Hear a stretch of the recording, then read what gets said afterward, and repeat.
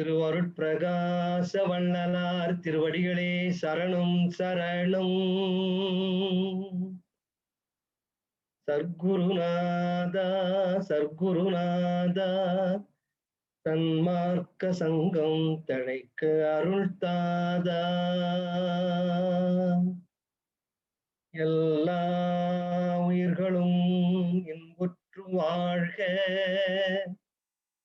வள்ளல் மலரடி வாழ்க வாழ்க. அருட்பெருஞ்சோதி அருட்பெருஞ்சோதி தனிப்பெரும் கருணை அருட்பெருஞ்சோதி.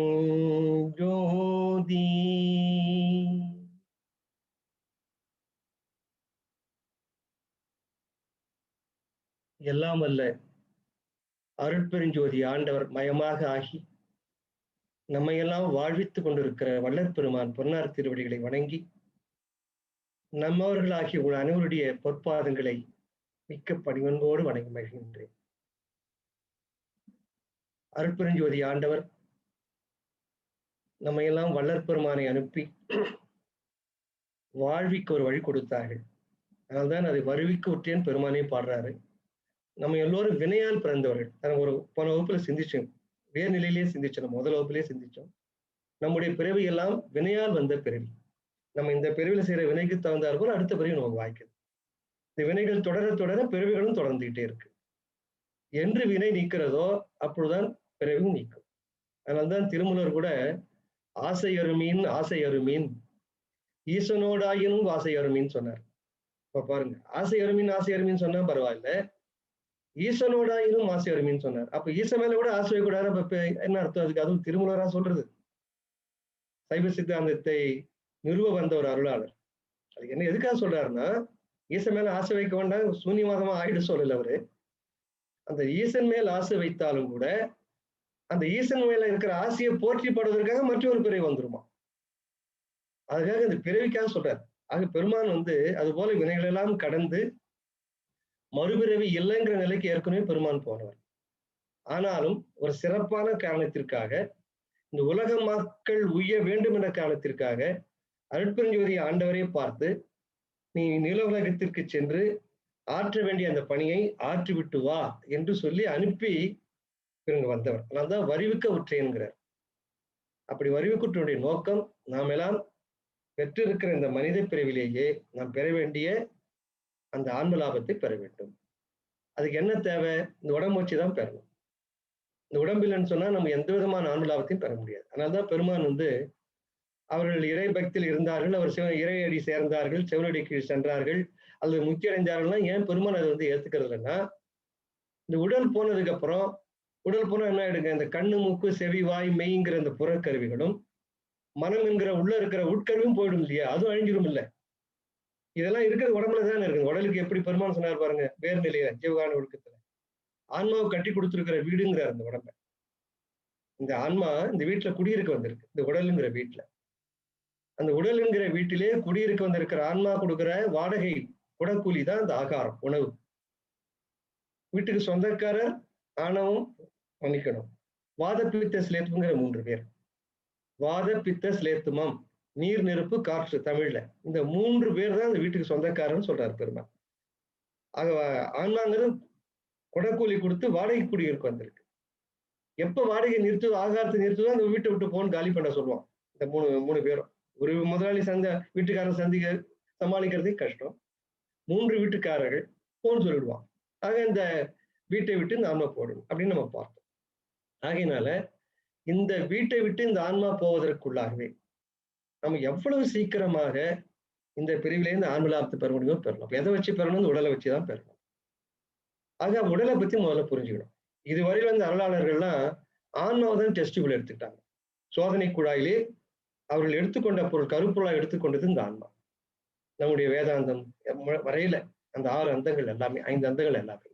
ஆனால் பெருமான் அவர் சோதனை குழாயில் ஆய்வு பொருளாக எடுத்துக்கொண்டது இந்த உடல் தான். உடம்பை தான் அப்படி ஆராய்ச்சி கொண்டார் பெருமான். அப்ப என்ன செய்யறாருன்னா, இந்த உடம்பு தான் அழியாத உடம்பா மாறப்போகுதுங்கிறார். வாடகை வீடு ஒரு 100 வீடு மாறலாம், 1000 வீடு மாறலாம், 400 வீடு மாறலாம். மாறிக்கிட்டே இருந்தா ஆயுள் பூரா. நீ என்னைக்குடா சொந்த வீட்டுக்கு போறேன்னு கேட்கிறாரு. அப்பதானே அந்த வாடகை கொடுக்குற வேலை மிச்சமாகும். அப்பதானே அந்த வாதப்பித்தம் சேர்த்துங்கிற 3 வீட்டுக்காரங்களை வெளியில துரத்த மாட்டான். அப்ப அந்த 3 பேர் வந்து வீட்டை நம்ம சொந்த வீடா மாத்தணும். சொந்த வீடா மாக்கிட்டா அது நித்திய தேகமாகணுங்கிறார். அதெல்லாம் இப்ப நித்திய பாருங்க, அப்படி நித்திய தேகமாகணும்னா தேகத்தை தான் ஆக்க முடியும். அப்ப என்ன தேவைன்னா இந்த அழிகிற இந்த உடலை வீண் போகிற உடல் இறந்து இறந்து வீண் போயினார்னு விண்ணப்பத்துல பெருமாள். அப்ப இந்த உடம்பை முதல்ல நம்ம புரிஞ்சுக்கணும்னு சொல்லிதான் வேறு நிலையில இந்த உடலுக்கும் ஆன்மாவுக்கு என்ன தொடர்பு, இறைவன், ஆன்மா, இந்த மனம், ஆணவம், கண்மமாகிறது 3 வளத்தை பத்தி நம்ம ரொம்ப பறக்க பேசணும். எல்லாம் நீங்க பழைய பதிவுல போய் பாத்துக்கலாம். எல்லாம் இந்த வாட்ஸ்அப்ல இந்த யூடியூப்ல இருக்கு. பெண்ணாடும் வள்ளலார் அருளின்னு யூடியூப்ல போட்டீங்கன்னா அந்த எல்லா சொற்பொழியும் வந்துடும். ஆனா நான் திருப்பி சொல்ல போறது அது முதல் பேர்ல அதை பார்த்தோம். 2வது என்ன பார்த்தோம்னா இந்த உடலை எப்படி தக்க வச்சுக்கிறதுங்கிறப்ப இந்த உடல் எப்படி வருதுன்னு பாக்குறப்போ இது முதல் நிலைக்கு வந்துட்டு போறோம். 5-6 வகுப்பு அதை முடிச்சுட்டு ஒரு 6-7 வகுப்பு ஒரு 5 வகுப்பு என்ன செஞ்சுக்கிறோம்னா இந்த உடல் எப்படி வருது, உடல் வரும் வழியறியர் பெருமை, இந்த உடல் அறிய வேண்டாம், அவன் எப்படி வருதுன்னு பார்க்கணும். அப்பதான் பார்த்தோம் உடல் என்பது வருவதற்கு 2 பொருள் தேவைன்னு பார்த்தோம். ஒண்ணு வந்து சுக்கிலம், 2வது வந்து சுரோடிதம். சுக்கிலம் என்பது ஆணிடத்திலே சுரக்கக்கூடிய ஒரு திரவம். அதுபோல சுரோடிதம் என்பது பெண்ணிடத்திலே சுரக்கக்கூடிய திரவம். இது ரெண்டும் வந்து பால் இன உற்பத்திக்காக இந்த மனித சந்தானம் அருந்து போகாமல் இருக்கணும்னு சொல்லி இறைவனுடைய கருணா கடாட்சத்தால் உடலிலே சுரக்கக்கூடிய பொருட்கள் திரவங்கள் இது ரெண்டும். அதை பார்த்தோம், போன வகுப்புல பார்த்தோம். இன்னொரு வேப்பு பார்த்தோம். பெருமான் வந்து இப்ப எப்படி ஒரு கரு ஒரு ஆன்மா ஒரு மனிதனா மாறுதுன்னு சொல்ல வர்றாரு. அந்த ப்ராசஸ்க்கு வந்தாச்சு, அந்த வழிமொழிக்கு வந்தாச்சு. அப்போ ஒண்ணு பார்த்தோம், இந்த அஞ்ஞானம் என்னும் பாசாந்த காரத்தின் போன வகுப்பு நான் சொன்னேன். அஞ்ஞானம்னா அறியாமை, அஞ்ஞானம்ங்கிற ஒரு பாசம்தான். அந்தகாரம்னா இருட்டு. ஆக அண்டா முழுவதும் அந்த அணுக்கள் ஆன்மாக்கள் அணுக்களா நிரம்பி இருக்கா. ஆக அண்டம் முழுவதும் அந்த அணுக்கள் நிரம்பி இருக்கு. அந்த அணுக்களுக்கு ஆன்மா என்றே பெயர் எழுதுவார் பெருமாள் உரைநடை பகுதியில. அதுக்கு ஆன்மா என்றே பெயர். அதனாலமா அப்ப என்ன செய்யணும்னா எப்படி இந்த ஆன்மா எப்படி உரியறதுன்னு சொல்ல போறாரு. நம்ம தாவரங்களுக்கு பார்த்தோம், எப்படி ஒரு தாவரம் வளருதுன்றத நம்ம வேறு நிலையிலேயே சிந்திச்சோம். அதாவது ஒரு விதை இருக்கு, அது வந்து சடப்பொருள் சொன்னார் பெருமான், உயிரற்ற பொருள். அதை நம்ம புரிஞ்சுக்கணும். விதைகள் என்பது தாவரத்தினுடைய விதை என்பது உயிரில்லாத பொருள். ஆனால் விதை உயிரில்லாத பொருளாக இருந்தாலும் கூட அதுல உள்ள சில அமைப்புகள் இருக்கு. என்ன அமைப்புனா உயிர் தோன்றுவதற்கு உண்டான அத்தனை தத்துவம் அது உள்ள இருக்கு. உயிர் இல்லைதான், உயிரில்லாத பொருள் தான். உயிர் இல்லாவிட்டாலும் உயிர் தோன்றுவதற்கு இடமாய பொருள்னு சொல்வார். சில சூழ்நிலைகள் ஒத்து வந்தால் பக்குவ சக்தி கூடுகிற பொழுது அது முளைக்கலாம் வசதி பண்ணி கொடுத்திருக்காரு. நீரோடும் மண்ணோடும் சேர்ந்து இந்த பக்குவ சக்தி கூடுகிற பொழுது ஆன்மா உரியரும் சொல்றாரு. ஒரு விதைய பூமியில நடுறோம், மண்ணில நட்டாச்சு, நீர் ஊத்தியாச்சு, 2 வந்தாச்சு, நான் சொன்ன கண்டிஷன்ல 2 வந்துருச்சு. 3வது பக்குவ சக்தின்னு சொல்றாரு. அது வந்து குருவனும் பின்னால சொல்லுவார் ஒரு இடத்துல, நான் பின்னால சிந்திக்கலாம், அதை நம்ம இடைநிலை சிந்திக்க போறோம். அந்த குருவனும் சேருகிற பொழுது ஆன்மா உள்ள போகுதுன்னு சொல்றாரு விதைக்குள்ள. எப்பொழுது ஆன்மா உள்ள போகுதோ அப்பதான் அது வந்து உயிர். அதுவரையில் சடமாக உயிரற்ற பொருளாக இருந்த விதை இப்பொழுது ஆன்மா உள்ளே வந்ததால் முளை விட்டு செடியா முளைக்குது. அதனால்தான் பார்த்தோம், முளை கட்டுற மாதிரி தானியெல்லாம் முளை கட்டி சாப்பிடுற மாதிரி உயிர்கொலை இல்லைன்னா உயிர்கொலை அல்ல. ஏன்னா அது வந்து இந்த மண் இல்ல, பக்குவ சக்தி 2 இல்லை. நீரினால அந்த விதை பேதப்பட்டு முளை வெளியில வருது. அந்த நீ முளைய வெளியில வந்தது இல்லைங்க, அதை கொண்டு போய் நீங்க ஒரு 10 நாள் தண்ணியில போட்டு வைங்க, அழுகி போடும். ஏன்னா ஆன்மா இல்லை அதுல.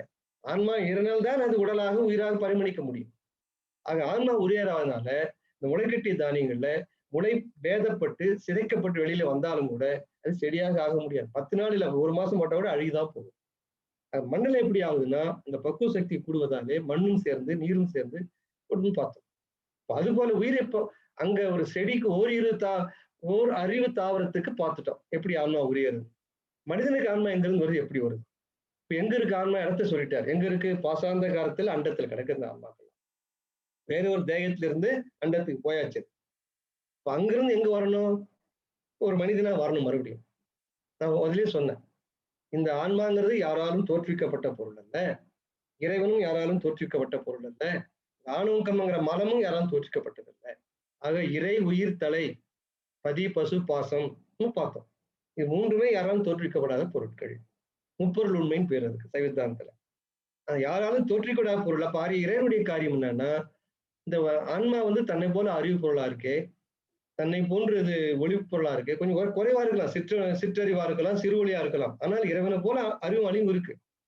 உங்களுக்கு ஒரு உதாரணம் சொன்னேன். கடல்ல இருந்து ஒரு சொம்புல தண்ணி மொண்டீங்கன்னா, இந்த சொம்பு தண்ணி கடல் தானே. அளவு கம்மியா இருக்கலாம். சொம்புல இருக்கிற கடல் தண்ணி இல்லைன்னு சொல்ல முடியுமா? அதுபோல இறைவனை ஒப்பிடுகிற பொழுது அந்த அறிவும் சிற்றறிவு, ஒளியும் சிறுவொளி தான் அந்த ஆன்மாவில் இருக்கிறது. ஆனா அந்த சிறுவொளியே கோடி சூரிய பிரகாசம் பின்னால சொல்லுவார். அதுல பின்னால பார்க்க போறோம். ஆக இந்த ஆன்மா ஒளி பொருளா இருக்கு, அறிவுப்பொருளா இருக்கு, மேல வரணுமே, ஞானம் வளரட்டுமேன்னு சொல்லி ஒரு தேகத்தை கொடுக்குறது. தேகம் எல்லாம் எப்படி உழைக்க முடியும்? முயற்சி எடுக்கணும் இல்ல. முயல்வதற்கு அதுக்கு கருவி காரணங்கள்லாம் தேவை. அதுக்காக ஒரு தேகத்தை கொடுக்குறாரு. அது இப்ப தேகம் படைக்க இறைவன் தயாராயிட்டான். ஆன்மாவை படைக்கவில்லை, இறைவன் தேகத்தை தான் படைக்கிறான். அந்த தெளிவு நமக்கு எல்லாம் இருக்கு. இப்ப தேகத்தை எப்படி படைக்கிறான்னா, அந்த ப்ராசஸ பாக்குறோம். அந்த ஆன்மா எடுக்கிறான். எங்கிருந்து? ஆகாயத்தில் இருக்கக்கூடிய அந்த ஆன்மாவை எடுக்கின்றான். எடுத்தான்னா சொன்னாங்க, அதுக்கு பேரு நான் சொன்னேன் உங்களுக்கு. சிற்றணு பசுன்னு சொன்னேன். அதை கொண்டாந்து ஆணோட சுக்கிலத்துல விடுகிற பொழுது அதுக்கு பேரு மாறுது. இப்போ சிற்றணு பசுவாக இருந்த அந்த ஆன்மாவை இப்ப கொண்டு வந்து எங்க விட போறாங்க? ஆணோட அந்த கரு உற்பத்தி நீர் இருக்கு பாருங்க, அதுல விட போறாங்க. இதுல வந்து சில தெளிவுலாம் நம்ம பெற போறோம். ஏன்னா நம்ம கிட்ட இப்ப 2, 3 மருத்துவர்களா இருக்கிறாங்க. அதை பத்தி சிந்திக்க போறோம். ஆக இப்ப வந்து சிற்றணு பசுவாக அருகி கிடந்தது. சின்ன அணு அது. பசுனா ஏற்கனவே சொன்ன அந்த வார்த்தையெல்லாம் வச்சு கன்ஃபியூஸ் ஆயிட வேண்டாம். அதெல்லாம் ஒரு வடமொழி சொற்களா இருக்கு. ஆனா எளிய பொருள் தான். இலகுவா புரிஞ்சுக்கலாம். அந்த அணு வந்து ஒரு சிறிய அணு, சிற்றணு. பசுனா என்ன சொன்னாங்க? ஆன்மாதான். ஆனா மலத்தோட சேர்ந்து இருக்கிறது பசுன்னு பேர். மலத்தால் கட்டப்பட்டு இருக்கிறது. இப்போ ஒரு மாட்டை வந்து கட்டி வச்சிருக்காங்க பாருங்க கயிறால. அதனாலதான் அது பசுன்னு பேர். அது சுதந்திரம் இல்லை. ஒரு முளை அடிச்சு ஒரு கயிறால கட்டி விடுறாங்க. அதுபோல அங்க பாசத்தால் கட்டப்பட்டிருக்கு. எது? இந்த ஆன்மா. அதனால வந்து கட்டப்பட்டிருப்பதால் அது பசுன்னு பேர். ஆக சிறிய அணு பசு. அது சிற்றணு பசுங்கிற. அது எங்க இருக்குங்க? அண்ட சராசரம் முழுதும் இந்த பாசாந்த காலத்தில் நிறைஞ்சிருக்கு. அதை ஒரு சிற்றணு பசு இறைவன் எடுக்கிறான். ஒரு சிற்றணு பசு எடுத்து தந்தையோட சுக்கிலம் இருக்கு பாருங்க, அதுல விடுறான். ஃபர்ஸ்ட். அப்ப சிற்றணு பசு எங்க வந்தாச்சுங்க? இப்ப தந்தையோட சுக்கிலத்துக்குள்ள வந்தாச்சு. அது எந்த ரூட் சொல்லிட்டு போறாரு பாருங்க. ரொம்ப உன்னிப்பா நம்ம கவனிக்கணும். ஒரு டக்குன்னு ஒரு தேகம் வந்து விடல. இந்த சுக்கிலத்துக்குள்ள எப்போ வந்ததோ அதுக்கு பகுதி பேரணுன்னு பேர் மாத்திடுறாருன்னு போன வாரம் நான் சொன்னேன். பகுதி பேரணுவா மாறி போகுது. இப்ப சிற்றணுவானது பேரணுவா மாறி போகுது. அங்க சிற்றணுவா இருந்தது, இப்ப பேரணுவா மாறி போச்சு. ஏன்னா ஒரு சுக்கிலத்துக்குள்ள வந்தாச்சு, வளர வேண்டிய ஸ்டேஜுக்கு வந்தாச்சு. இந்த பகுதிங்கிறது நான் ஒரு ரீசன் சொன்னேன், ஒரு சயின்டிபிக் ரீசன் சொன்னேன். அதுக்கு வந்து கொஞ்ச நேரம் இந்த விஞ்ஞானத்து பக்கம் போகணும். நம் உடல் முழுவதும் கோடிக்கணக்கான செல்களால் ஆக்கப்பட்டிருக்கிறது. இந்த உயிர் வந்து அந்த அறிவியல் என்ன சொல்லும்னா, ஒவ்வொரு செல்லும் ஒரு உயிர். நினைக்கிற மாதிரி உயிருங்கிறது கண்ணில் இருக்கா, மூக்குல இருக்கா, வாயில இருக்கா, தொடையில இருக்கா, கால இருக்கான்னா உடல் முழுவதும் இருக்கிறது. எதுவாக இருக்கிறது? செல்லாக இருக்கிறது. செல்லுங்கிறது இப்ப உடம்புல ஒரு ஊசி மணியால் தொட்டீங்கன்னா அதுல 1000த்துல ஒரு பங்கு, 2000 ஒரு பங்கு அப்படி போகும். அப்படி ஒரு நுண்ணிய பொருள் மைக்ரோஸ்கோப்ல தான் பார்க்க முடியும். அது உடம்பு முழுவதும் இருக்கு. செல் இல்லாத இடமே இல்லை இந்த உடம்புல. அந்த செல்கள் முழுவதிலும் உயிர் இருக்கிறது. ஆக இந்த உடல் சயின்ஸ் எப்படி பிரிக்குதுன்னா, இந்த செல்களை இப்ப அந்த செல்ல ஆராய்ச்சி பண்றாங்க. பாருங்க சயின்ஸ் வந்து எவ்வளவு நுணுகி போகுது பாருங்க. சிறிதனும் சிறிதாய் பெரிதனும் பெரிதாய் ரகவல்ல பெருமாள். அப்படி சின்னதுக்குள்ள போயிட்டே இருக்காங்க. ஒரு செல்ல பிரிச்சாச்சு.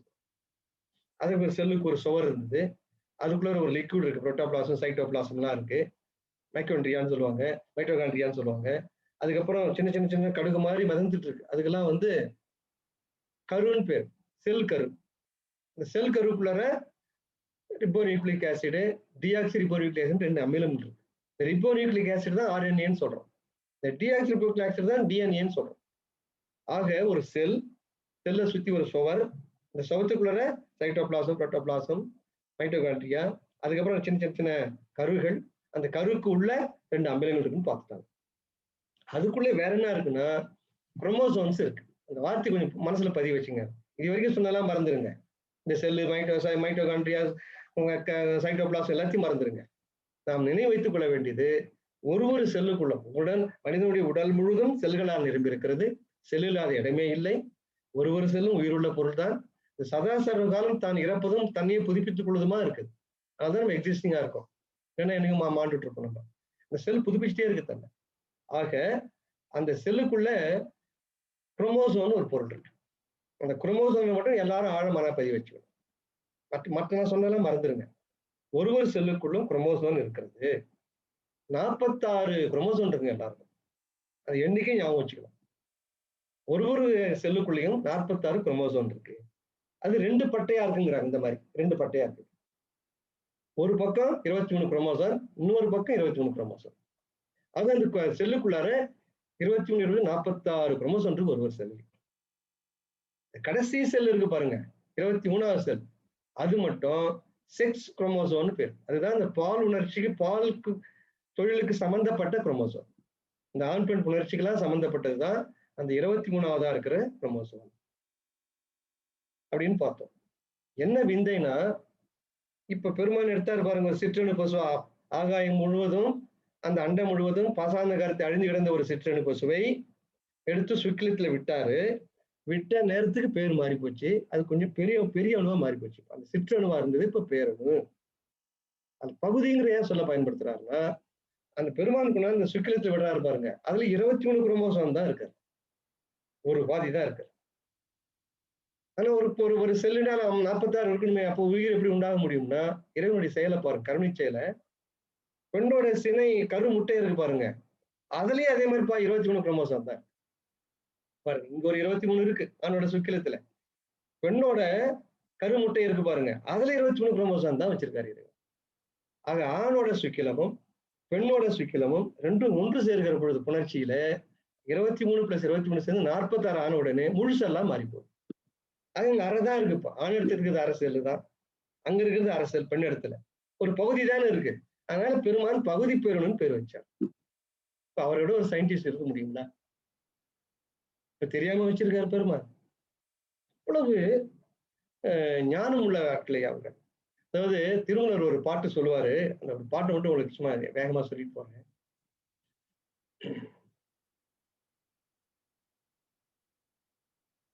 கருவை ஒழிந்தவர் கண்ட நாள் மூவர்னர். அந்த ஒரு வரிக்கு மட்டும், மீதி நான் அடுத்து வரப்ப நான் சொல்றேன். கருவை ஒழிந்தவர்னா என்ன அர்த்தம்னா, கருவை பற்றி சிந்திக்காதவர்கள், கருவை பயன்படுத்தாதவர்கள். ஒழிந்தவர்னா எல்லாம் துறந்தவர்கள். கரு புள்ள பிறகு ஆண் பெண் புணர்ச்சி இதெல்லாம் கடந்து போனவங்க இல்லையா, துறவிகள் ஞானிகள். அவங்க சொல்றாரு அத. கருவை ஒழிந்தவர் கண்ட நாள் மூவர். இதெல்லாம் யார் சொல்றதுன்னா, ஆண் பெண் புணர்ச்சியோட இந்த இல்லற வாழ்க்கையில இந்த இன்ப துன்பங்களை அனுபவித்து சொல்றாங்க, யோகிகள் தாங்க சொல்றாங்க. ஆக அப்படி பண்ணலார் என்ன, பெண்ணையா தொட்டார், பெண்ணோட கலந்தார், தொட்டனின்றி கலப்பிலன், பெண்ணோட கலக்கலங்கிறார் பெருமான். அவருடைய வாக்கு மூலம்.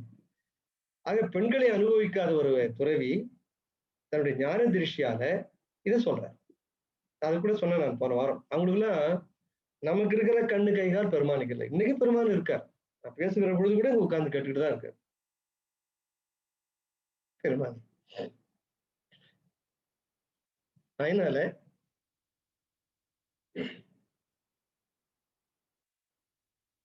அவருடைய கண் எப்படி இருக்குன்னா, கதிர்நலம் எண்ணிரு கண்களில் கொடுத்தேன்னு பாடுறாரு.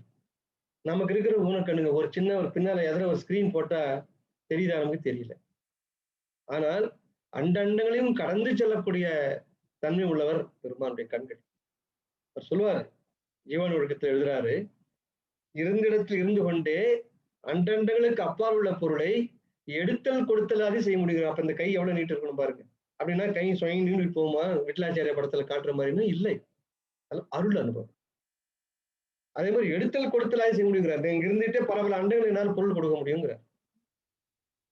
அதே மாதிரி அண்ட கோடிகளெல்லாம் அரைகணத்து ஏகிட கண்டுகொண்டுள்ள நட்பெருஞ்சோதி. அண்ட கோடிகளெல்லாம் அரைகணத்து ஏகிட, எல்லா அண்டங்களும் அரைகணத்துல போயிட்டு வர முடியுங்கிறார். அப்போ இதே கண்ணு முக்கு செய்வாய் உடல் தான், இதே மெய் தான். ஆனால் அருளால் என்னை, அருளொளியால் என்னை வேதித்துன்னு ஒரு அகவல்ல. இந்த அருளொளியினால உடல் முழுவதும் வேதித்தெல்லாம் கெமிக்கல் ரியாக்ஷன், பயோகெமிக்கல் ரியாக்ஷன். அதனால உடல்ல மாத்துறேன். அதனால்தான் அவங்க போய் பார்க்கணும், இந்த பெண்ணை அனுபவிச்சுதான் பார்க்கணுங்கிற அவசியம் இல்லை. அப்படி பார்க்கிறப்ப சகலமும் தெரிஞ்சிடும். அந்த இயற்கையோட விதிகள் அத்தனையும் அவங்களுக்கு புறப்படும். அப்படி எழுதுறாரு பெருமான். ஆக பாருங்க, ஒரு 23 குரோமோசோம் பாதிதான் பகுதி தான் இருக்குங்கிறத பகுதி பேரணும் வார்த்தை பயன்படுத்துறாரு. இந்த குரோமோசோம் கணக்கு இப்ப எண்ணி பார்த்தாரு அவரு, அருணபுத்தான்னு சொல்றாரு. ஆகினால இப்ப இந்த பகுதி பேரணுக்கு ஏன்னு விளக்கம் பார்த்துட்டோம், போன வாரத்தில் சொன்னோம். இப்ப இன்னும் ஒரு புதிய செய்தி நீங்க சொல்ல போறேன். ஹாஃப் அன் அவர் இருக்கு. இந்த ஆண் இடத்துல இருக்கு பாருங்க 23 குரோமோசோம் சொன்னேன். செல்ல இருக்கிற வால்கள், புரோட்டோன், சைட்டோன் எல்லாத்தையும் மறந்துருங்க. மனித உடல் உடல் முழுவதும் செல்களால் ஆக்கப்பட்டிருக்கிறது. ஒரு செல்லும் உயிர் உள்ளதுதான். ஒரு செல்லும் உயிர் இருக்கு அப்படிங்கிறாங்க. அந்த ஒரு செல்லிலையும் செமனுக்குள்ள வந்தாச்சு இப்ப அந்த ஆன்மா. கொண்டாந்து ஆன்மா வரல, சாரி மன்னிக்கணும். செமனுக்குள்ள அந்த அணு வருது, பான்மானு வருது. வரப்பதுக்கு பகுதி பேரணும்னு பேர் ஏன் வந்து நான் உங்களுக்கு விளக்க சொன்னேன். அந்த ஆன்மா வந்தாச்சு, இப்ப சொற்களுக்குள்ள வந்தாச்சு. பகுதி பேரணும்னு ஏன் சொல்றாருன்னா 23 குரோமோசோம் தான் ஆணிடத்திலே இருக்கிறது. 23 குரோமோசோம் பெண்ணுடைய கருமுட்டையில் இருக்கிறதுன்னு தெரிஞ்சுட்டோம். 23 குரோமோசோம் இருக்கு பாருங்க. அதுல ஆணிடத்தில் இருக்கிறப்போ அது XY குரோமோசோம்னு பேரு. அந்த 2 வார்த்தை மனசுல பதிய வச்சுக்கங்க. X Y. இந்த XYங்கிறதான்னு கேட்டீங்கன்னா, எக்ஸ்ங்கிறது பெண் குழந்தையை கொடுக்கக்கூடிய சக்தி உள்ளது. ஒய்ங்கிறது ஆண் குழந்தையை கொடுக்கக்கூடிய சக்தி உள்ளது. ஒய்னா ஆண், எக்ஸ்னா பெண், அப்படி வச்சுக்கோங்க. எக்ஸ் என்பது பெண், ஒய் என்பது ஆண். இப்ப அங்க சொன்ன பாருங்க, அங்க ஒரு 23 இருக்கு. கருமுட்டையில் பெண் இடத்துல சினை முட்டை இருக்கு, கருமுட்டை இருக்கு. அதுலயும் 23 தான் இருக்குன்னு சொன்னேன். அதுல என்ன இருக்கும்னா ரெண்டுமே எக்ஸ் எக்ஸ் தான் இருக்கும். பெண்ணிடத்தில் இருக்கிற குரோமோசோம் வந்து எக்ஸ் தான். நான் மெதுவா தான் போறேன். ஏன்னா இது வந்து அறிவியல் வந்து நான் வந்து கிட்டத்தட்ட ஒரு 10-12 வருஷமா இதெல்லாம் படிச்சு குறிப்பு எழுதிட்டு இருக்கேன். நம்ம டாக்டர் ஐயா போல் இருக்கிறவங்களுக்குலாம் இதுதான் அவங்களுடைய அடிப்படை பாடமே, அதான் அவங்களுக்கு. ஆனால் புதிதாக கேட்கிறவங்களுக்கு இது கொஞ்சம் ஏதோ புதுசா சொல்ற மாதிரி தெரியும். அதனால மெதுவா போறேன். கிடுகிடுன்னு போறேன். சிலபஸ் நிறைய எழுதி வச்சிருந்தாலும் கூட இந்த அடிப்படையை புரிஞ்சுக்கிட்டாதான் பெருமானுடைய ஞானத்தினுடைய ஆழத்தை நம்மால் புரிஞ்சுக்க முடியும். ஏன்னா பெருமான் வந்து is scientist of all times. அதை ஞாபகம் வச்சுங்க. பெருமானுடைய நியூக்ளியர் பிசிக்ஸ்க்கு இப்ப பாண்டிச்சேரி துல்ஜாராம் ராவ் ஒரு புக் எழுதியிருக்காரு, the nuclear physics in the vision of Vallalar. ரொம்ப அபூர்வமான கருத்துலாம் சொல்லியிருப்பாரு. இந்த நியூக்ளியர் பிசிக்ஸ் வள்ளலார் எப்படி பேசுறாருன்னு சொல்றாரு. எங்க நியூக்ளியர் பிசிக்ஸ் எங்க இருக்கு, ஒரு ஆன்மீகவானுடைய வாழ்க்கை எங்க இருக்கு. பெருமான் சொல்றாரு வாழணு, அந்த குருவனு அதெல்லாம் படிக்கிறப்ப அசந்து. ஏன்னா நான் வந்து கெமிஸ்ட்ரி படிச்சதுனால இந்த அணுவெல்லாம் உடனே ஈக்குவேட் பண்ணி பார்ப்பேன். நம்ம படிச்ச அணு சக்தி இருக்கு, இதுக்கு என்ன தொடர்பு, நம்ம எல்லாம் சிந்திக்க போறோம். நீங்க யாரும் அவசரப்பட வேண்டாம். நம்ம மேல்நிலை இடைநிலை சிந்திக்க போறோம். எல்லாத்தையும் கொஞ்சம் உயர்நிலை சிந்திக்க போறோம். ஆகையினால இந்த இந்த பேருக்கு மனசுல பதிவு வச்சுக்கணும். இந்த அறிவியலை நம்ம ஒரு சன்மார்க்கிங்க அறிவியல் தெரிஞ்சவங்களா இருக்கணுங்க. ஏன்னா பெருமான் சொல்லுவார், இந்த ஆன்ம லாபத்தை எப்படி அடையணும்னா அறிவால் அறிந்துன்னுவார். பக்தியாலோ தவத்தாலோ யோக தவங்களாலோ விரதத்தினாலும் அடைய முடியாதுங்க. சத்து விசாரங்கிறது அறிவால் தானே செய்யணும். பரோபகாரம் தான் கையால செய்யணும். இறைவனை அடைவதற்கு மார்க்கம் 2. ஒன்று சத் விசாரம், 2வது பரோபகாரம். பரோபகாரம் என்பதுதான் இந்த உடலாலும் உயிராலும் உடலாலும் ஆன்மாவும் எல்லாத்தாலையும் உழைக்கணும். உடல் தேவைக்கு, சத்து விசாரத்துக்கு அறிவு தேவை. அப்ப நம்ம சிந்திக்கிறதுலாம் சத்து விசாரத்தின்பால் அடங்கும். ஏன்னா பெருமாள் சொல்றாரு, எப்படி சத்து விசாரம் செய்யணும் எனக்கு தெரியலையே சுவாமின்னு கேட்கிறவர் சொல்றாரு, இந்த கையிலேயே 5 விரல் இருக்குன்னு சிந்திச்சு பாருங்க. ஒரு குழு கொடுக்குறாரு. டு ஸ்டார்ட் வித்ங்கிற இல்லைங்க. உங்களுடைய சத்து விசாரத்தை தொடங்குவதற்கு கையிலும் காலிலும் இறைவன் ஏன் 5 விரல்களாக விட்டு அனுப்பினான் என்று விசாரிக்கலாம். நமது சிறுமையும் ஆண்டவன் பெருமையும் விசாரிக்கலாம். அது அந்த மாதிரி நமது சிறுமையும் ஆண்டவன் பெருமை விசாரிச்சாலே கண்ட தண்ணி வந்துருங்க. அழுத கண்ணீர் மாறுமோன்னு பெருமான். அழுத கண்ணீர் நிற்குமாங்க. நம்ம நினைக்கிறது இல்லை. நம்ம என்னமோ பெரிய உயர்ந்த மாதிரி படிச்சுட்ட மாதிரியும் பெரிய பெரிய பதவியெல்லாம் இருந்துட்ட மாதிரியும் அகங்கார கல்வி.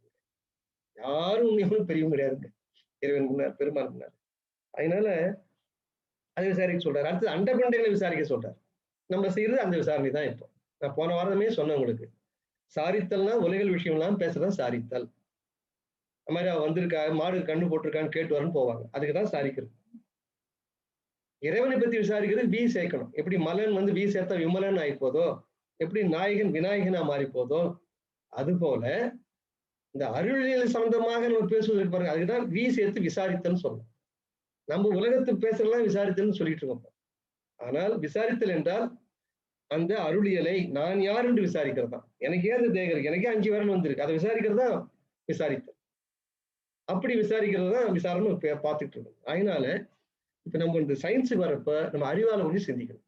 ஆனா வந்து ஆணிடத்திலே இந்த சிற்றணு பசுவாக வாசாந்த காலத்தில் மூழ்கி கிடந்த ஆன்மாவை இறைவன் திருப்பெரும் கருணையால் இந்த ஆன்மாவும் ஒரு தேகத்தை பெற்று ஆன்மலாபம் பெறட்டுமே, மேல ஆன்ம வளர்ச்சி பெறட்டுமே கருணாகடாட்சியத்தினாலே அந்த சிற்றணு பசுவை எடுத்து ஒரு தந்தையோட சொற்கிலத்தில் விடுகிறான். விட்ட மாத்திரத்திலேயே அது பேரணுவாக மாறுகிறது. ஏன்னா அது வந்து இருக்கிற இடமெல்லாம் இது வரைக்கும் கடந்தது, அந்த காலத்துல கடந்தது மிதந்துட்டு. ஒரு இருக்கிறது ஒரு அழகான இடம், ஒரு ப்ரொடெக்டட் பிளேஸ் அது. வந்த உடனே அது பேரணு கொசுவா மாறுது, பேரணுவாக மாறுகிறது. சிற்றுணர்வு பேரணுவா மாறி போச்சு. அதுல ஒரு செல்லுலையும் 46 குரோமோசோம் இருக்க வேண்டிய இடத்துல அந்த சுக்கிலத்திலே விடுகிற பொழுது 23 குரோமோசோம் தான் இருக்கிறது. அதனாலதான் அது பகுதி பேரணுன்னு பெருமான் சொல்றாருன்னு பார்த்தோம். அந்த 23லயும் 22 வந்து மற்ற உடல் வளர்ச்சி வாழ்க்கைக்கெல்லாம் மெட்டபாலிசம் அனபாலிசத்துக்கு போனாலும் கூட 23வதா இருக்கக்கூடிய அந்த குரோமோசோம் தான் இந்த செக்சுவல் ஆக்டிவிட்டிக்காக ஆண் பெண் புணர்ச்சிக்காக பயன்படுகிறன்னு பார்த்தோம். அந்த 23 அந்த செக்ஸ்க்காக பயன்படுறதுலயும் ஆணிடத்தில் இருப்பது எக்ஸ் ஒய் குரோமோசோம்னு பார்த்தோம். குரோமோசோம் ரெண்டா பிரிக்கிறாங்க, வேற ஒண்ணும் இல்லைங்க. இந்த குரோமோசோம் வகைகளை எக்ஸ் குரோமோசோம் ஒய் குரோமோசோம். அந்த எக்ஸ் ஒய் குரோமோசோம் பாக்குறப்ப இந்த ஒய் 2 கோடு இருக்குன்னு வச்சுங்க, அந்த ஒய் குரோமோசோம் குட்டமா இருக்கும், அந்த உயரம் கம்மியா இருக்கும் எக்ஸ் குரோமோசோட 3ல் ஒரு பகுதி தான் சொல்றாங்க. இந்த மாதிரி 2 மடங்கு இருக்கும் எக்ஸ் குரோமோசோட ஹைட். ஆக எக்ஸ் ஒய் என்பது இந்த ஒய் என்பதுதான் ஆண் குழந்தைக்கு பிறப்பதற்கான காரணி, எக்ஸ் என்பது பெண் குழந்தை பிறப்பதற்கான காரணி. சோ ஆணிடத்தில் இருப்பது எக்ஸும் ஒய்யும். பெண்ணுடைய சினை முட்டை இருப்பாரு, கருமுட்டை, அதுல இருக்கிறது எக்ஸ் எக்ஸ் தான் பார்த்தோம். எக்ஸ் எக்ஸ் தான் எக்ஸ் எக்ஸ் குரோமோசோம்னு அர்த்தம். அது பாருங்க, இன்றையில் இருந்தாவது இந்த ஆண்கள் ஒண்ணு தெரிஞ்சுக்கணும் ஐயா. ஏன்னா இப்ப இந்த பெண்கள் பெண் இனத்தை அப்படி கும்பிடணும்னு நினைப்பேன். என் மனசுல அவ்வளவு ஒரு சொல்ல முடியாத ஒரு பக்தி வந்துடும் அவங்களை பார்க்க. ஏன்னு கேட்டீங்கன்னா, இந்த மனித உயிருக்கு அவங்க என்னென்ன தியாகம் பண்றாங்கன்னு நினைச்சு பாருங்க. ஒரு பெண் ஒரு வீட்டு குடும்பத்துக்கு வராள்னா அவன் விளக்கேத்து வைப்பாந்தாங்க வரா அந்த குடும்பத்துல. அவளே விளக்கா மாத்தி எரிச்சுடுறாங்களே, என்ன கொடுமைங்க இது. ஒரு பெண் எதுக்கு இந்த குடும்பத்துல வரா? அந்த வீட்டுல விளக்கேத்து வராங்க, விளக்கேத்து வந்தவளே விளக்கா மாத்தி எரிச்சுடுறாங்களே, என்ன குடும்பம் தெரியுங்களா? என்னடான்னு கேட்டா 5 பொம்பளை பிள்ளைய பெத்து வச்சிருக்காங்க, 4 முறை நை நை நை நைன்னு அவளை புடுங்கி அவளுக்கு இல்லாத தொந்தரவு எல்லாம் பண்ணி டார்ச்சர் பக்கத்துல இருக்கிற அக்கத்துல எல்லாம் சொல்லி வாழ முடியாம தானே நெருப்பு வச்சு கடைசியில எரிஞ்சு போடுறாங்க. நான் ஒரு கவிதை எழுதினேன் ஒரு 20 வருஷத்துக்கு முன்ன, விளக்கேற்று வந்தவளே விளக்காக மாட்டீங்களேன்னு ஒரு கவிதை ஒண்ணு எழுதினேன். எனக்கு ரொம்ப மனசு தொடும் எனக்கு. இங்க பாருங்க இயற்கை என்னன்னு பாருங்க. இந்த ஆண் குழந்தை வருவதற்கான ஒய் குரோமோசோம் யார்கிட்ட இருக்குங்க? ஆணிடத்தில் தான் இருக்கிறது. பெண்ணுடைய கருமுட்டில என்னங்க இருக்கு? எக்ஸஸ் குரோமோசோம் தாங்க இருக்கு. ஒரு ஆண் குழந்தை பிறக்கலாம், யாருங்க காரணம் அதுக்கு? ஆண் தானே கொடுக்கணும் ஒய் குரோமோசோனு. இவ பெத்த புள்ள ஆண் விந்துவை ஆணுடைய அணுவை கொடுக்க தகுதி இல்ல. இப்ப என்ன ஏன் கரிச்சு கொட்டுறீங்க? என்ன நியாயம் இது? பெண்ணு என்ன பாவம் பண்ணா? நம்மள பொம்பளை பிள்ளையா பெத்துட்டு ஆம்பளை பிள்ளை யாரு கொடுக்கணும்? அவகிட்ட இல்லையே ஆண் குழந்தைக்கான அந்த குரோமோசோனே இல்லையே. அது ஆண் கிட்ட தானே இருக்கு. இந்த அறிவியலை புரிஞ்சுக்க வேண்டாமா? பெருமான் சொல்லி கேட்கல, அல்லாஹ் சொல்லி கேட்கல, அறிவியல் சொல்லியாவது கேட்கணும்ல. ஆக இந்த ஆண் குழந்தையை கொடுக்கக்கூடிய ஒய் குரோமோசோம் ஆணிடம் மட்டும்தான் இருக்கிறது. இயற்கையோட அமைப்பு அது பாருங்க. பெண் குழந்தையை கொடுக்கக்கூடிய அந்த எக்ஸ் எக்ஸ் குரோமோசோம் பெண்ணிடத்துல இருக்கு. ஆக ஒரு ஆண் பெண் புணர்ச்சியிலே ஒரு குடும்பத்துல ஆண் குழந்தை பிறக்கலைன்னா அது பெண் எந்த விதத்திலும் காரணம் இல்லையா? இன்னையில இருந்தாலும் அந்த கருத்தை மாத்திக்கணும். அது வாழும் தெய்வங்களா கருதுனீங்க. ஒரு தாயிற் சிறந்த கோயில்னு சொன்னாங்க ஐயா. தந்தை சொல்றப்ப அவன் சொன்ன மந்திரம் தான் சொன்னாங்க. கோயில் இல்லாம மந்திரம் ஓத முடியுங்களா? மந்திரம் ஓத முடியுமா? மந்திரம் தாய் சொல் தந்தை சொற்கு மில் மந்திரம் இல்லைதான், மறுப்பு இல்லை.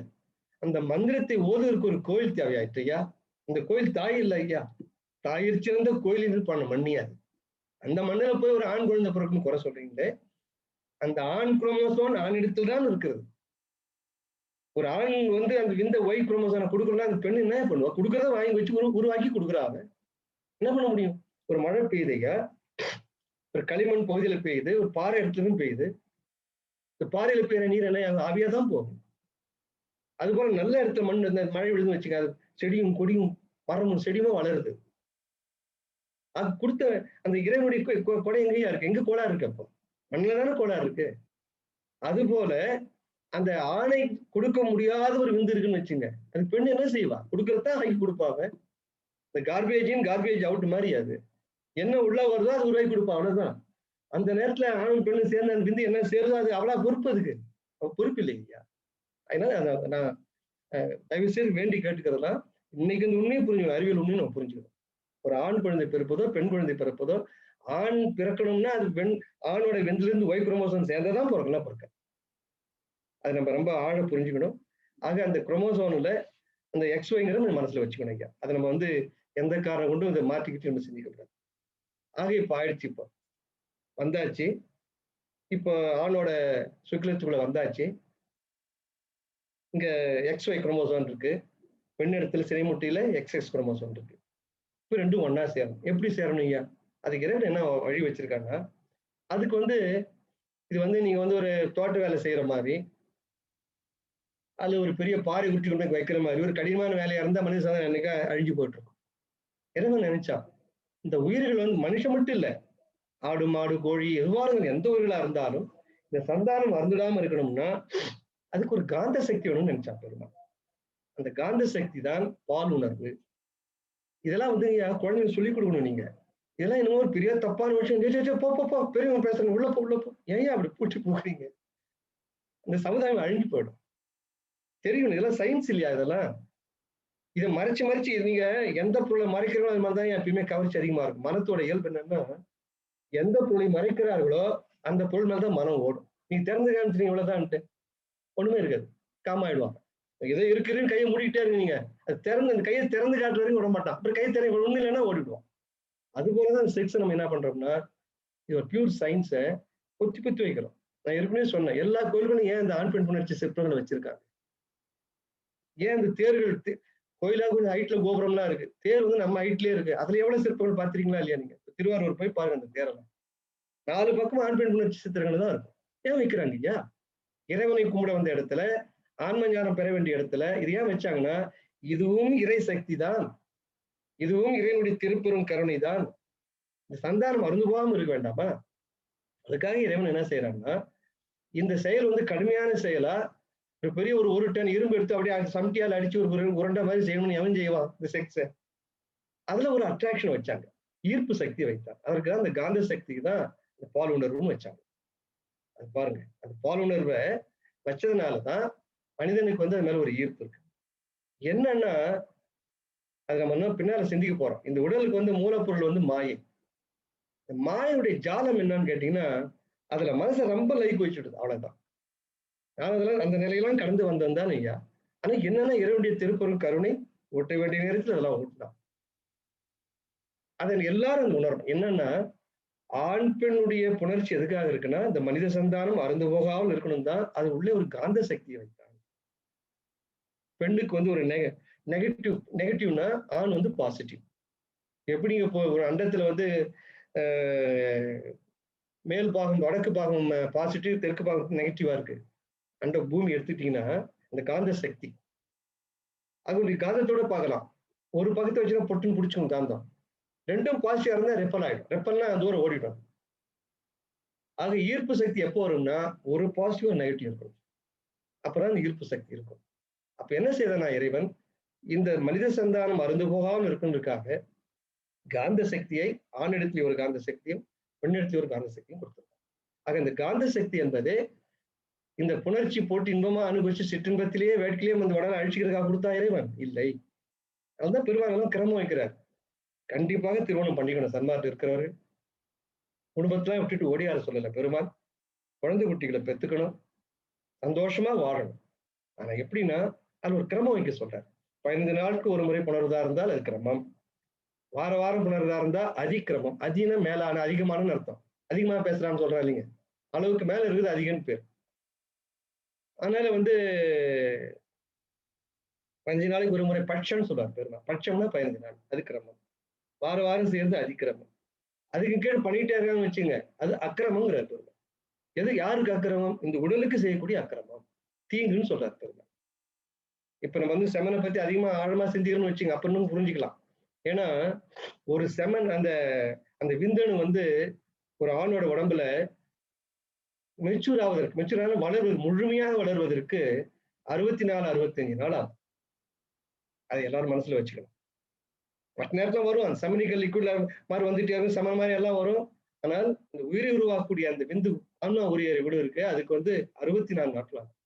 ஆன்மா உரியராத விந்தனும் இருக்கலாம், செமனா வெளியில வெள்ளை லிக்விட் மாதிரி உள்ள போயிட்டே இருக்கும். அது என்ன உடம்பு அழிச்சிடும். ஆக உடலை அழியாமல் ஒரு உயிர் உருவாவதற்கு, நிறைவாக ஒரு விந்தணு உருவாவதற்கு, அது ஆங்கிலத்துல மெச்சூரிங்ன்னு சொல்லுவாங்க. ஏன்னா, ஆணோட 2 பாகம் இருக்கு பாருங்க. அத கொஞ்சம் இப்ப சிந்திக்கலாம். இன்னும் ஒரு 10 நிமிஷம் இருக்கு. ஆணுக்கு வந்து இன்னொரு கருத்து நான் சொல்றேன் உங்களுக்கு. பிறந்ததில் இருந்தே ஒரு வெள்ளை திரவம் சுக்கிலம் என்கிற பெயராலே சுரக்கும் ஆண்களுக்கு. அத வந்து நம்ம பின்னால சேர்ந்து வந்து பெண்டிலெக்ஷன்ஸ்ல சிந்திக்க போறோம். இடைநிலைலாம் தாண்டுறப்போ. 16 வயது வருகிற பொழுதுதான், அது 16, 15 இந்த பருவம் அடைகிற வயது வரும் பாருங்க ஆண்களுக்கு. வெளியில தெரியாது பருவம் அடைஞ்சாலும் ஆண் இல்லங்கிறது. ஏன்னா இந்த டெஸ்டோஸ்டெரான்ங்கிற ஒரு ஹார்மோன் சுரக்கிறப்ப தான் வெளிப்பாடா தெரியும் வெளியில. இந்த குரல் மாறுறது, சின்ன சின்ன மீசைகள் முளைக்கிறது, குறிகளிலே முடிகள் முளைப்பது, ஆண்மைத்தனம் வர உடம்புலாம் அப்பதான் இந்த ஸ்டாமினா, அந்த மசில்ஸ் எல்லாம் அப்பதான் டெவலப் ஆகும். இதெல்லாம் வந்து இந்த டெஸ்டோஸ்டிரான்ங்கிற ஒரு ஹார்மோன் சுரக்கும். எப்போ? இறைவன் குடுக்குற சமிக்ஞை. சமிக்ஞை குடுக்குறான் அந்த அந்த உடம்புக்கு. என் அன்பு மகனே, நீ இப்பொழுது பருவம் எய்து கொண்டிருக்கிறாய். அப்ப பார்க்கலாம். பசங்களுடைய முகம்லாம் மாறும். சின்ன சின்ன மீசைகள், அரும்பு மீசைகள் முளைக்கும். அந்த சில உறுப்புகள்லாம் உயிர் அந்த பிறப்பு உறுப்புலாம் சிறு சிறு முடிகள் வளரும், அக்குள் முடிகள் வளரும், மீசம் வளரும். ஸ்டாமினா மாரி உடம்புலாம் கொஞ்சம் ஜனகாத்து மசில்ஸ்லாம் வளரும். குரல் கூட சில பேருக்கு மாறும். நல்லா பாடிட்டு இருப்பான். கொஞ்ச நாள் கழிச்சா கரகரன்னுவான். அதெல்லாம் வந்து இந்த டெஸ்டோஸ்டெரானுடைய அமைப்பு அதெல்லாம். அதுபோல பெண்களுக்கு ஈஸ்ட்ரோஜன் ஒரு எஸ்ட்ரோஜன் ஒரு இது இருக்கு. ஹார்மோன் இருக்கு. அவங்களுக்கு பூ பெய்யறப்ப இந்த மாற்றங்கள்லாம் வந்துட்டே இருக்கும். புறத்தால சில உடல் மாறுதல்லாம் மாறும் பெண்களுக்கு பருவடையறதுக்கு முன்னாடி. தயார் பண்ணிக்கிட்டே இருக்கு. வேற ஒண்ணும் இல்ல. நான் சினை முட்டையை தயார் பண்ண போறேன்னு நோட்டீஸ் குடுக்குது உடம்புக்கு. ஒரு சமிக்ஞை குடுக்குது. அது போல மாற்றங்கள்லாம் வரும். இந்த மாற்றங்கள் இன்னும் கொஞ்சம் ஆழமா சிந்திக்க போறோம் அடுத்த வாரத்துல. அது மட்டும் தான் சிந்திக்க போறோம். இப்பொழுது நான் சொல்ல வேண்டிய கருத்து என்னன்னு கேட்டேன் உங்களுக்கு. இந்த சிற்றணு பசுவா இருந்தது. இப்போ பேரணுவா மாறிப்போச்சு. அது வந்து 23 மட்டும் இருந்தால அது பகுதி பேரணுன்னு பேரை சொன்னோம். ஆக இந்த 23லயும் 22 வரை இந்த உடலுடைய வளர்சிதை மாற்றத்துக்கும் 23வது இருக்கு இந்த டெஸ்ட் 23வது ஹார்மோன் இருக்கு பாருங்க. அது வந்து ஆண் பெண் புணர்ச்சிக்கு சம்பந்தமுடைய ஒரு ஹார்மோன். அதுல 23 குரோமோசோம் மட்டும்தான் இருக்கு ஆணுடைய சுக்கிரத்துல. அதுலயும் எக்ஸ், ஒய் 2 இருக்கு அதுல. ஒய் என்பதுதான் ஆண் குழந்தை பிறப்பதற்குண்டான காரணி. அதுபோல சினை முட்டை எடுத்துட்டீங்கன்னா பெண்களுடைய கருப்பையில, அந்த கருமுட்டையில அங்க 23 குரோமோசோம் தான் இருக்கும். அங்கேயும் 23வது குரோமோசோம் ஆண் பெண் புணர்ச்சிக்கு தொடர்புடைய குரோமோசோம். அதுல வந்து எக்ஸ் மட்டும்தான் இருக்கும். அது பெண்கள் எக்ஸ் என்பது பெண் குழந்தை பிறப்பதற்கான காரணி அப்படின்னு பார்த்தாச்சு. இப்ப அடுத்து என்ன செய்யணுங்க? இந்த வெளியில போய் கலக்கணும் இப்போ. இப்பதான் என்ன பண்றாருன்னா பெருமான் வந்து கிரமங்களை சொல்றாரு. அது ஆண் குழந்தையா பிறக்கிறனா வழி சொல்றாரு பெருமான். பெண் குழந்தையா பிறக்கிற வழி சொல்றாரு. அதை நம்ம சிந்திக்க போறோம். அதுக்கு முன்னாடி என்ன செய்யணும்னா, இப்போ இந்த பகுதி பெருணுவா இருக்கிற இந்த ஆன்மா பெண்ணுக்குள்ளர போகணும். அவளுடைய பிறப்புறுப்புக்குள்ள போகணும்.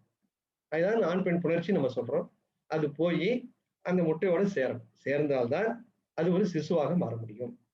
ஒரு குழந்தையா மாற முடியும். இந்த செயலுக்கு ஆண் பெண் புணர்ச்சி தேவை. அப்பதான் பெருமாள் நினைக்கிறாரு, இது எப்போ நடக்கும்னா 2 பேருக்கும் ஒரு கவர்ச்சி இருக்கணும். இப்ப தாவரம் எடுத்துட்டீங்கன்னா, ஏன் பூ அவ்வளவு அழகா இருக்கு? அவ்வளவு மகரந்த வாசனை. வாசனை எதுக்காக இருக்கு? ஏன் அந்த அழகு இருக்கு? அந்த அயலந்த மகரந்த சேர்க்கை நடக்கணும். அயல் மகர சேர்க்கை நடக்கணும். அயல் மகரந்த சேர்க்கை நடக்கணும். அதுக்கு என்ன ஆகணும்? இந்த பூ அழகா மலர்ந்து மனம் வீசினாதான் ஒரு வண்டு வரும். இந்த வாசனையால் ஈர்க்கப்பட்டு, அந்த பூவுடைய அழகால் ஈர்க்கப்பட்டு, அது உள்ள உட்கார்ந்து தேன் ஒண்ணு வைக்கணும். தேன் ஒண்ணுன்னா வண்டு வருமா? வராது. அந்த தேன் வைத்தால்தான் அந்த வண்டு நாடி வரும். அந்த தேன் ஒண்ணு உட்காருது பாருங்க. அது கால்ல அந்த மகரந்தோடு பிடிச்சிக்கும். அடுத்த மலர் ஒரு பெண் பூவா இருக்கும். அங்க போய் உட்காரும். அங்க போய் உட்கார்றப்ப அந்த தேனை குடிக்கும். குடிக்கிற கால் இருக்கிற ஆண் மகரந்தோடு பாருங்க 2 ஒண்ணா சேர்ந்துக்கும். ஒரு விதையாக மாறிடும். அப்ப அந்த வண்டை ஈர்ப்பது எதுங்க? அந்த தேன் தான். அது போலங்க ஆண் பெண் புணர்ச்சி இருந்து இந்த சந்தானம் வறந்து போகாமல் இருக்கணும். ஆனா அது செய்யறதுல வந்து அவங்களுக்கு ஒரு இன்பம் இருக்கணும். இல்லைன்னா செய்வானா? செய்ய மாட்டான். நான் முதலே சொன்ன மாதிரி உடலார் ரொம்ப கஷ்டப்பட்டு போய் வெயில உழைக்கிற மாதிரி இருந்தா செய்வானா? செய்ய மாட்டான். ஒரு இன்பத்தை வச்சான். அங்க எப்படி தேனை வச்சானோ மலர்ல, இங்கே ஒரு ஆண் பெண் புணர்ச்சி ஒரு இன்பத்தை வைத்தான். சிற்றின்பம் தான். சிற்றின்பமா இருந்தாலும் அந்த மனிதன் 5 பொறிகளால் விட முடியல பாருங்க அதை. அந்த ஒரு ஈர்ப்பு எதுக்காக வச்சான்னா, ஆண் பெண் புணர்ச்சினால சந்தானம் உருவாவதற்கு மட்டும்தான். பெருமான் ஒரு இடத்துல எழுதுவாரு, இந்த சந்தானம் விருத்தி செய்ய என்ற காலத்தை தவிர மற்ற நேரங்களில் சுக்கிலத்தை வீணிலே விடப்படாது பாருங்க. சந்தான விருத்தி தான். அதாவது சுக்கிலத்தில் விடாம போடுறது வழி கொடுக்குறாரு. அதையும் சொல்றாரு. சுக்கிலத்தை விடுறதுங்கிற அவன் என்ன நினைக்கிறாருன்னா, ஆன்மா உரியேறி விந்துன்னு சொல்றாரு. அதை விட்டோம்னா வீணில் விடக்கூடாதுங்கிறார். எப்ப விடணும்னா, இந்த ஆண் பெண் புணர்ந்து ஒரு சிசு உருவாக்கணுங்கிறப்ப ஒரு குழந்தை விடுங்கிறப்பதான் அந்த விந்த விடணும். சரி, மற்ற நேரத்துல அப்ப புணரக்கூடாத புணருங்க. இந்த சுக்கிரத்தை விடாம இருக்கிற பயிற்சி சொல்றாரு. அந்த மூச்சு பயிற்சி எல்லாம் சொல்றாரு பெருமாள். அதாவது மூச்சு உள்ளேயும் போகாம வெளியிலும் போகாம பந்தனப்படுத்தி இருந்தால் சுக்கிரம் வெளிப்படாதுங்கிறார். அப்ப நீண்ட நேரம் ஓரளவுக்கு புணர முடியுங்கிறாரு பெருமாள். பாருங்க, ஒரு அடிம்படி எனக்கு கண்ணெல்லாம் தண்ணி கலந்து, அப்படிப்பட்ட ஒரு ஞானி ஏங்க நம்முடைய கேவலம் சிற்றின்பத்துக்கு வழி சொல்லிட்டு உட்காந்துருக்கோம். நம்ம தலைப்பாட்டுல உட்காந்துக்கிட்டு, நம்ம பெட்ரூம்ல வந்து நம்ம பாட்டுல உட்காந்துக்கிட்டு, டேய் இப்படி பண்றா எங்க சொல்லணும் அவரு? கருணைங்க. கண்ணா கலங்குது எனக்கு. அவரை புரிஞ்சுக்கலையே நம்ம. ஏதோ வீண் கதை, வெட்டி கதை, பிறாக்கு பார்த்து ஏமாந்து போறோம் ஐயா. இந்த ஒன்ன வச்சு அப்படி கருணை புரிஞ்சுக்கலாம் ஐயா. கருணையே வடிவானவர். இரக்கம் ஒருவில் என் உயிரும் ஒருவும். இரக்கம் உயிரும் இரண்டல ஒன்றதே. இறக்க வேற என் உடம்பு வேற இல்லைன்னு சொல்றாரு பெருமாள். இதுல கூட பாருங்க எவ்வளவு இறக்கம் பாருங்க. இந்த இன்பத்தை வச்சார். நீங்க எப்படி ஒரு சாதாரண ஓரறிவு உள்ள ஒரு தாவரத்து கூட பாருங்க, அங்க ஒரு தேன். தேன் எதுக்காகுங்க? இப்ப தேன் வண்டு வருது. தேன் இருந்தாதான் வரும். அதை விட ஒரு 5 வருஷம் இருக்கு. திருவள்ளுவர் வந்து மலரணிய மகளிர்னு பெண்களை மலருக்கு ஒப்பிடுவார். எல்லாம் என்ன சொல்லுவாங்கன்னா, பெண் மலர் போல் அவள் அழகானவள். சரி இருக்கட்டும். மலர் போல் மென்மையானவள். சரி இருக்கட்டும். மலர் போல் வாசனை இருந்துட்டு போகட்டும். இதுக்காக சொல்லியிருப்பார் பெருமான். நான் நினைக்கிறது முடியாது அவர் கருத்துல. ஏன் பெருமான் வந்து மலரோட ஒப்பிடுறாருன்னா, அந்த மலர்ல தேன் இருக்கு, அது மாதிரி கல்வின்பத்தில் இன்பம் கொடுக்குறான்னு எழுதுவான். சரி இருக்கட்டும். எல்லாத்தோட தாண்டி எனக்கு ஒரு உண்மை தெரியுங்க. என்னன்னா, மலரை போல பெண் மென்மையானவள் தான். மலரை போல அழகு உள்ளவள் தான். மலரை போல வாசனை உள்ளவள் தான். மலரை போல இன்பம் உள்ளே வைத்திருப்பவள் தான். எல்லாம் சரிதான். அது என்ன நூறு உண்மை வள்ளுவர் சொல்றாரு நான் நினைப்பேன்னா, இந்த வண்டு வந்து தேன் எடுக்குது இல்லைங்க. காலையில பாத்தீங்கன்னா சூரிய வந்து எடுக்கும். அந்த 9 மணி 8 மணிக்கு மேல போய் தேன் எடுக்க போகாது. அந்த மலர்ல அந்த தேன்லாம் காலை நேரத்தை எடுத்துரும். 24 ஹவர்ஸ் தேன் எடுக்க முடியாது ஒரு பூவுல. வள்ளுவர் என்ன சொல்றாருன்னா, அடே இந்த பெண் வந்து மலர் போன்றவள், அவள் இடத்துல இன்பம் இருக்கு. இதையே நாள் முழுவதும் அதே சிந்தனையோடு இருக்காதாங்கிறார் வள்ளுவர். அதனாலதான் வந்து மலரோட ஒப்பிடுறாரு மகளிர். என்ன ஒரு ஆழத்துல சிந்திக்கிறாங்க பாருங்க ஞானி. ஏன்னா அவர் ஒரு யோகி ஞானி இல்லைங்களா? மலரணிய மகளிர்னா, மலரில் எப்படி ஒரு தேர்ந்தெடுப்பதற்கு ஒரு கால நேரம் இருக்கிறதோ, அதுபோல இந்த பெண்ணின் பாலத்தில் இன்பத்தை எடுப்பதற்கு ஒரு கால நேரம் இருக்கிறது. ஒரு கிரமம் இருக்கிறது. அதிக்கிரமத்துக்கு போகாது, அக்கிரமத்துக்கு போகாதுங்கிறாரு. ஆக இது போல இந்த ஆண் பெண் புணர்ச்சினாலே இப்பொழுது ஆணானவன் விந்தை வெளியே விட போகிறான். இதுல வந்து நீங்க சில டேர்ம்ஸ் நான் சொல்றேன். இதை விளக்குறதுக்கு இப்ப நேரம் இருக்காது. ஏன்னா இன்னும் 3 நிமிஷம் தான் இருக்கு. இந்த டேர்ம்ஸ் வந்து எல்லாரும் சிந்திங்க. நம்ம அடுத்த வாரம் நம்ம சிந்திக்கலாம். இப்ப வந்து இன்னும் செமன் உள்ள போகல. போனதுக்கு அப்புறம் அது பேர் மாத்த போறாரு பெருமாள். இந்த பூத பெருன்னு மாத்துவாரு. அப்புறம் பார்ப்போம் அதை. அதாவது இந்த பால் சம்பந்தப்பட்ட செல் சொன்னோம் பாருங்க. ஆண் இடத்துல சுக்கிலத்துல 23ல 22 வந்து உடல் வளர்ச்சிக்காக உள்ளது. கடைசியில் இருக்கிற அந்த ஒரு குரோமோசோன் மட்டும் இந்த பால் உணர்ச்சி, ஆண் பெண் புணர்ச்சி சம்பந்தப்பட்ட குரோமோசோன் சொல்லுவோம். அந்த பால் உணர்ச்சி பண்ற செல் இருக்கு பாருங்க, அதுக்கு இங்கிலீஷ்ல வந்து கம்மீட்ஸ்ன்னு சொல்லுவாங்க. கம்மீட்ஸ்னா பால் உணர்வு செல். அது புரிஞ்சுக்கணும். அந்த பால் உணர்வு செல் இருக்கு பாருங்க, அதுல ஆண் இடத்துல இருக்குன்னு வச்சுங்க. நம்ம வந்து பெருமாள் சுக்கிலம் ஒரு வார்த்தை பயன்படுத்துவார். சுக்கிலம் என்னன்னு கேட்டீங்கன்னா விந்து. சாரி, சுக்கிலம் என்பது என்னன்னு கேட்டீங்கன்னா பொதுவான பேர் அது. ஆனால் கரு உற்பத்தியில பெருமான் பகுதி பேருன்னு சொல்றாரு பாருங்க. அது என்னன்னு கேட்டீங்கன்னா இட்ஸ் நாட் சுக்கிலம். கொஞ்சம் நான் மாறுறேன். இப்போ கொஞ்சம் டீட்டெயிலா போறேன். இந்த பகுதி பெருன் என்பது சுக்கிலத்தை மட்டும் குறிக்காது. சுக்கிலம் என்பது ஒட்டுமொத்த பேர். அது இந்த செமினல் வெசிக்கல்ஸ் வந்து சுரக்கிறது, அந்த கிளாண்ட்ல இருந்து வர்றது, இது எல்லாம் சேர்ந்துதான் அது வந்து நம்ம வந்து சுக்கிலம் சொல்றோம். அதனால இந்த ப்ரோஸ்டேட் கிளாண்ட்ல இருக்கிறது வந்து அதுவும் சேரணும். செமிக்கல் வெசிக்கல்ஸ் இருக்கிறதும் வரணும். இந்த விந்துன்னு வர 3 சேர்ந்து வருது பாருங்க, அதுக்கு தான் சீமன் பேர். பெருமாள் சுக்கிரன்றது புது பேரா பயன்படுத்துறாரு. ஆனால் நம்ம நீ தெரிஞ்சுக்க வேண்டியதெல்லாம் இறைவனுடைய அந்த பசாந்து காலத்துல இருக்கிற ஆன்மா இருக்கு பாருங்க, அதுல எதை உருகிறதுன்னா சீமன் நினைச்சுக்காதீங்க. விந்துல தான் உரியது. அந்த விந்துல தான் உரியது. அதுக்குதான் ஸ்பெர்ம்னு பேர் இங்கிலீஷ்ல. இந்த ஸ்பெர்ம்னா விந்து. அதுல எப்ப ஆன்மா உரு ஏறுதோ அதுக்கு விந்தணுன்னு பேர். சரி சார், விந்து விந்தணுன்னு ஒண்ணா வச்சுக்க கூடாதான்னு நீங்க கேட்கலாம். அது என்னன்னு கேட்டீங்கன்னா, ஆணோட பிறப்புறுப்பு விருப்பு இருக்கு பாருங்க. அந்த பிறப்புறுப்பு 2 பக்கமும் விரைன்னு சொல்லுவாங்க. டெஸ்டிகல்ஸ் சொல்லிட்டு இருக்கோம். டெஸ்டிஸ்ன்னு சொல்லுவாங்க சுருக்கமா. இந்த டெஸ்டிஸ்ல தான் இந்த விந்து சுரக்கப்படுது. அது சொர கேட்டீங்கன்னா அதை சுத்தி எப்டிடிமிஸ்னு ஒரு பை இருக்கு. எப்டிடிமிஸ்னு ஒரு பை இருக்கு. அந்த பையில அந்த விந்து சுரந்துகிட்டே இருக்கும். அது எது மெச்சூர் ஆகுதோ அதுலதான் ஆன்மா உரியதுன்னு அர்த்தம். சுரக்கிற அத்தனை விந்துலையும் ஆன்மா உரியறது இல்லை. அந்த அந்த விரையிலிருந்து அந்த விந்தானது சுரந்து ஒரு பை இருக்கும், ஸ்டோரேஜ் மாதிரி. அது எப்டிடிமிஸ்ன்னு சொல்லுவாங்க. எப்டிடைமஸ்ன்னு சொல்லுவாங்க. அந்த எப்டிடைமஸ்ல அந்த விந்து சேர்ந்துகிட்டே இருக்கும். அந்த எந்த விந்தில் ஆன்மா உரிய சிற்றணுபசு எதுல வருதோ அது மெச்சூர் ஆகுதுன்னு 64 நாள் சொன்னேன்.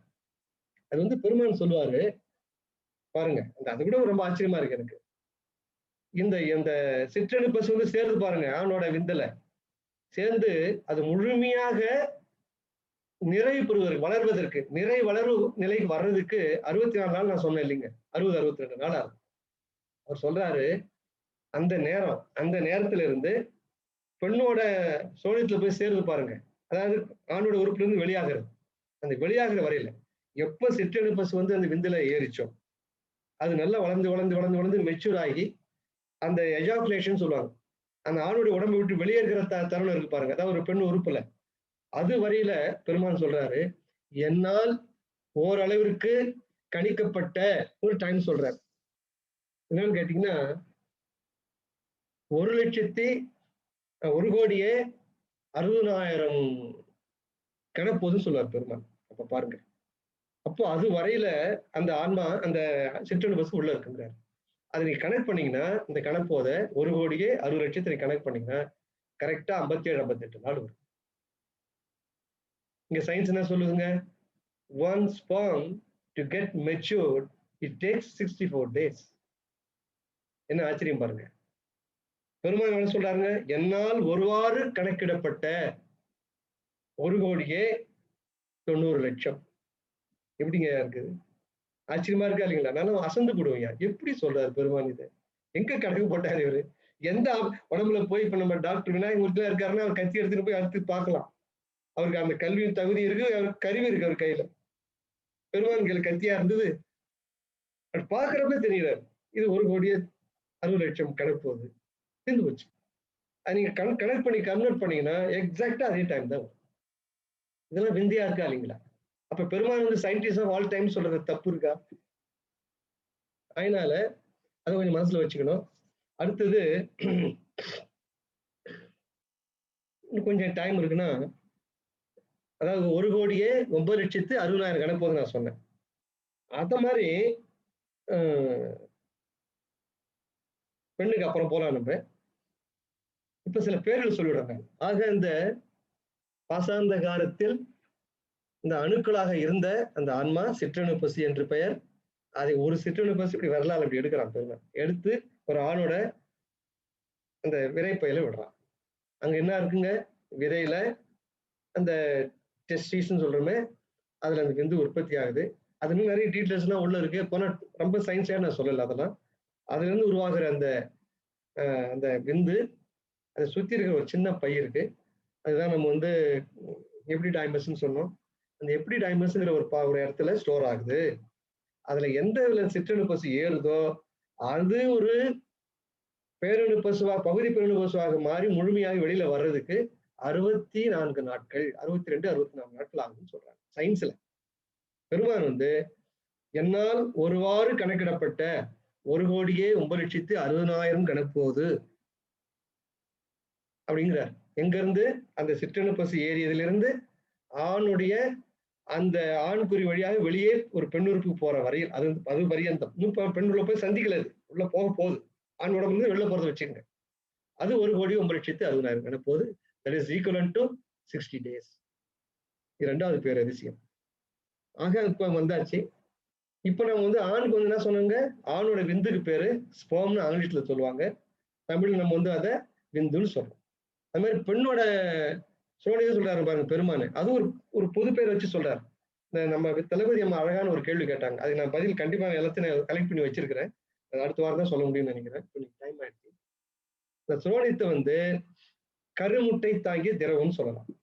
நான் வந்து சினை முட்டைன்னு சொல்லல, கருமுட்டைன்னு சொல்லல, கருமுட்டை தாங்கிய திரவம். ரொம்ப கேர்ஃபுல்லா அந்த வார்த்தையை நான் பயன்படுத்துறேன். இதுவரையில நான் டாக்டர் கிட்ட கூட பயன்படுத்தல அந்த வார்த்தையை. நான் மேல மேல நுணுகி படிக்க பெருமான் ஈக்குவேட் பண்ண இது கருமுட்டை தாங்கிய திரவம், கருநீர் சொல்லலாம். எதுங்க இந்த சோடிதத்தை. அது வந்து இங்கிலீஷ்ல ஓவம் சொல்லுவாங்க. ஓவம் ப்ளூரல் வந்து ஓவான்னுவாங்க. அது ஒண்ணு வந்து ஸ்பெர்ம், ரெண்டாவது ஓவா. இது 2 தாங்க சேரப்போகுது உள்ள. ஒட்டுமொத்த பேருன்னா சுக்கிலம், சோனிதம். ஆனா உள்ள வந்து நம்ம வந்து இன்னும் டீப்பா உள்ள போறோம். அங்க வந்து நம்ம பெருமானே 2 வார்த்தை பயன்படுத்துறார், சுக்கிலம், விந்து. அந்த விந்து என்பதுதான் அந்த ஆன்மாவை தாங்கிய அந்த விந்தணு தாங்கிய ஒரு நீர். அது விந்து நீர் அல்லது விந்து நீர் சொல்லலாம். இது வந்து கருநீர்னு சொல்லலாம். இது வந்து சுக்கிலம் நான் சொல்லிட்டேன். ஆணோட அந்த விதைகளுக்கு என்ன பேர் சொன்னாங்க? டெஸ்டிஸ்ன்னு சொன்னேன். டெஸ்டிகுல்ஸ்ன்னு சொல்லுவாங்க. ரொம்ப பெரிய வார்த்தை. டெஸ்டிஸ் ஈஸியா வச்சுக்கலாம். அது 2 பக்கம் 2 தொங்குது. அது கூட பாருங்க, கருணை இறைவனுடைய கருணை. ஏங்க இவ்வளவு உடம்புல வந்து கணையம், கல்லீரல், இல்லீரல், குடல்கள், பெருங்குடல், சிறுகுடல்லாம் உள்ள வச்சான இறைவன், அந்த 2 விரைகளை உள்ள வச்சிருக்க முடியாதா? தேவையில்லாத வேலை தானே. அதுக்கு ஒரு பை ஒண்ணு பண்ணி வயல தொங்க விட்டுருக்கான் வெளியில. எதுக்காக வச்சிருக்கான்னா, இந்த உயிர் தோன்றுவதற்கு இந்த உஷ்ணம் ரொம்ப ரொம்ப முக்கியம். உடலோட ஹீட்டு வந்து இருந்துச்சுன்னா 32, 33 டிகிரி, 34 டிகிரி இருந்துச்சுன்னா கரு உற்பத்தி ஆகவே முடியாது. பெருமான் கண்ணில் நினைச்சா 34 டிகிரி இந்த உயிரினை அழிஞ்சு விடுமே, என்னடா பண்ணலான்னு பார்த்தான். அதுக்கு வெளியில ஒரு உறுப்பு உருவாக்கி, ஒரு பை ஒன்று உருவாக்கி, அந்த 2 பையில தூக்கி 2 போட்டு விட்டாங்க. இந்த பெலாக்கொட்டை போடுற மாதிரி. என்ன கருணை பாருங்க. அப்ப என்ன ஆகும்னா, அந்த உடலோட உஷ்ணத்தினால் இந்த விந்து உருவாது பாருங்க, உயிர் சக்தி அது அழியாது. என்னென்ன எடுத்துக்காம பாருங்க. நான் ஏற்கனவே சொன்னேன், ஒரு இடம் ஒரு எஜாகுலேஷன் ஒரு ஆண் வந்து விந்து வெளியிடுறாங்கன்னா எத்தனை மில்லியன்ஸ் ஆஃப் உயிரினு இருக்குன்னு நான் சொன்னேன் உங்களுக்கு. அடுத்த வாரம் நம்ம ஆழமா சிந்திக்க போறோம். அது போல ஒன்னொன்னுலயும் பிரிகாஷன். தோன்றுகிற பொழுது தோன்றும் இடம் விந்து உற்பத்தி நிலையம், அது அந்த 2 விதை பைகள். அது வயிற்றுக்குள்ள இருந்துச்சுன்னா இந்த உடலோட உஷ்ணத்தினால 34, 35 டிகிரில அது நீர்த்து வீணா போயிடும். கருவே உயிரை உற்பத்தி ஆக முடியாது. அணு வரப்பு அழிஞ்சு, சிற்றணுவது உள்ள வரப்பு அழிஞ்சு போடுவது. அதே இறைவன் நினைச்சா அதுக்கு வெளில போடும். செப்பரேட் ஒரு ஆர்கன் 2 இருக்கு. அதுக்கு பை ஸ்க்ரோட்டம் சொல்லுவாங்க இங்கிலீஷ்ல, விதை பை. அதுக்குள்ள அதை போட்டு வச்சிருக்காரு. அது கூட பாருங்க, இன்னொரு அடுத்த கருணை. வெயில் காலத்து சூடு அதிகமா இருக்குன்னு வச்சுக்கோங்க, அந்த வெயில் கூட அஃபெக்ட் ஆகலாம் இல்லைங்க அதுல. அப்ப நினைச்சான் இறைவன், வெயில் காலத்து சூடு அதிகமாகுது, அப்ப பிரெயின் சென்ஸ் பண்ணுது. அதை பிரெயின் சென்ஸ் பண்ணி என்ன சொல்லுதுன்னா, அங்க சிக்னல் அனுப்புது இந்த விதை பைக்கு. எக்ஸ்பேண்ட் எக்ஸ்பேண்ட் கமாண்ட் வருது அங்கிருந்து. உடனே நீண்டுடும். வெயில் காலத்துல விதையினுடைய தொங்குகிற நீளம் அதிகமாயிடும். ஏன்னா surface area heat transfer is equal to is directly proportional to surface area. தெரியாதவங்க நான் படிச்சுட்டேன் அதெல்லாம். எப்படி ஒரு உஷ்ணம் எப்படி கடத்தப்படுதுன்னா, அந்த உஷ்ணம் கடத்தப்படுகிற வேகம் இருக்கு, அது எதுக்கு நேர்மையான தொடர்புடையதுன்னா சர்ஃபேஸ் ஏரியா. எவ்வளவுக்கு ஏரியா பெருகுதோ அவ்வளவுக்கு ஹீட் டிரான்ஸ்ஃபர் நிறைய போகும். அப்ப என்ன ஆயிடுங்க, அப்போ நீளம் போக போக போக உஷ்ண முறை டெசிபேட் ஆகும் வெளியில. குளிர் நாள் வருதுன்னு வச்சுங்க, அப்ப அது வந்து குளிர் தாக்கக்கூடாது டெஸ்டிகல்ஸை, சுருங்கிடும். அந்த விரிதலும் நீண்டுதலும் சுருங்குது ஏன் வச்சிருக்காங்கன்னா, அதில் உள்ள உயிர் சத்துக்கள் அழிந்து போகாம இருக்குன்னு இறைவன் கேர் எடுத்திருக்காங்க.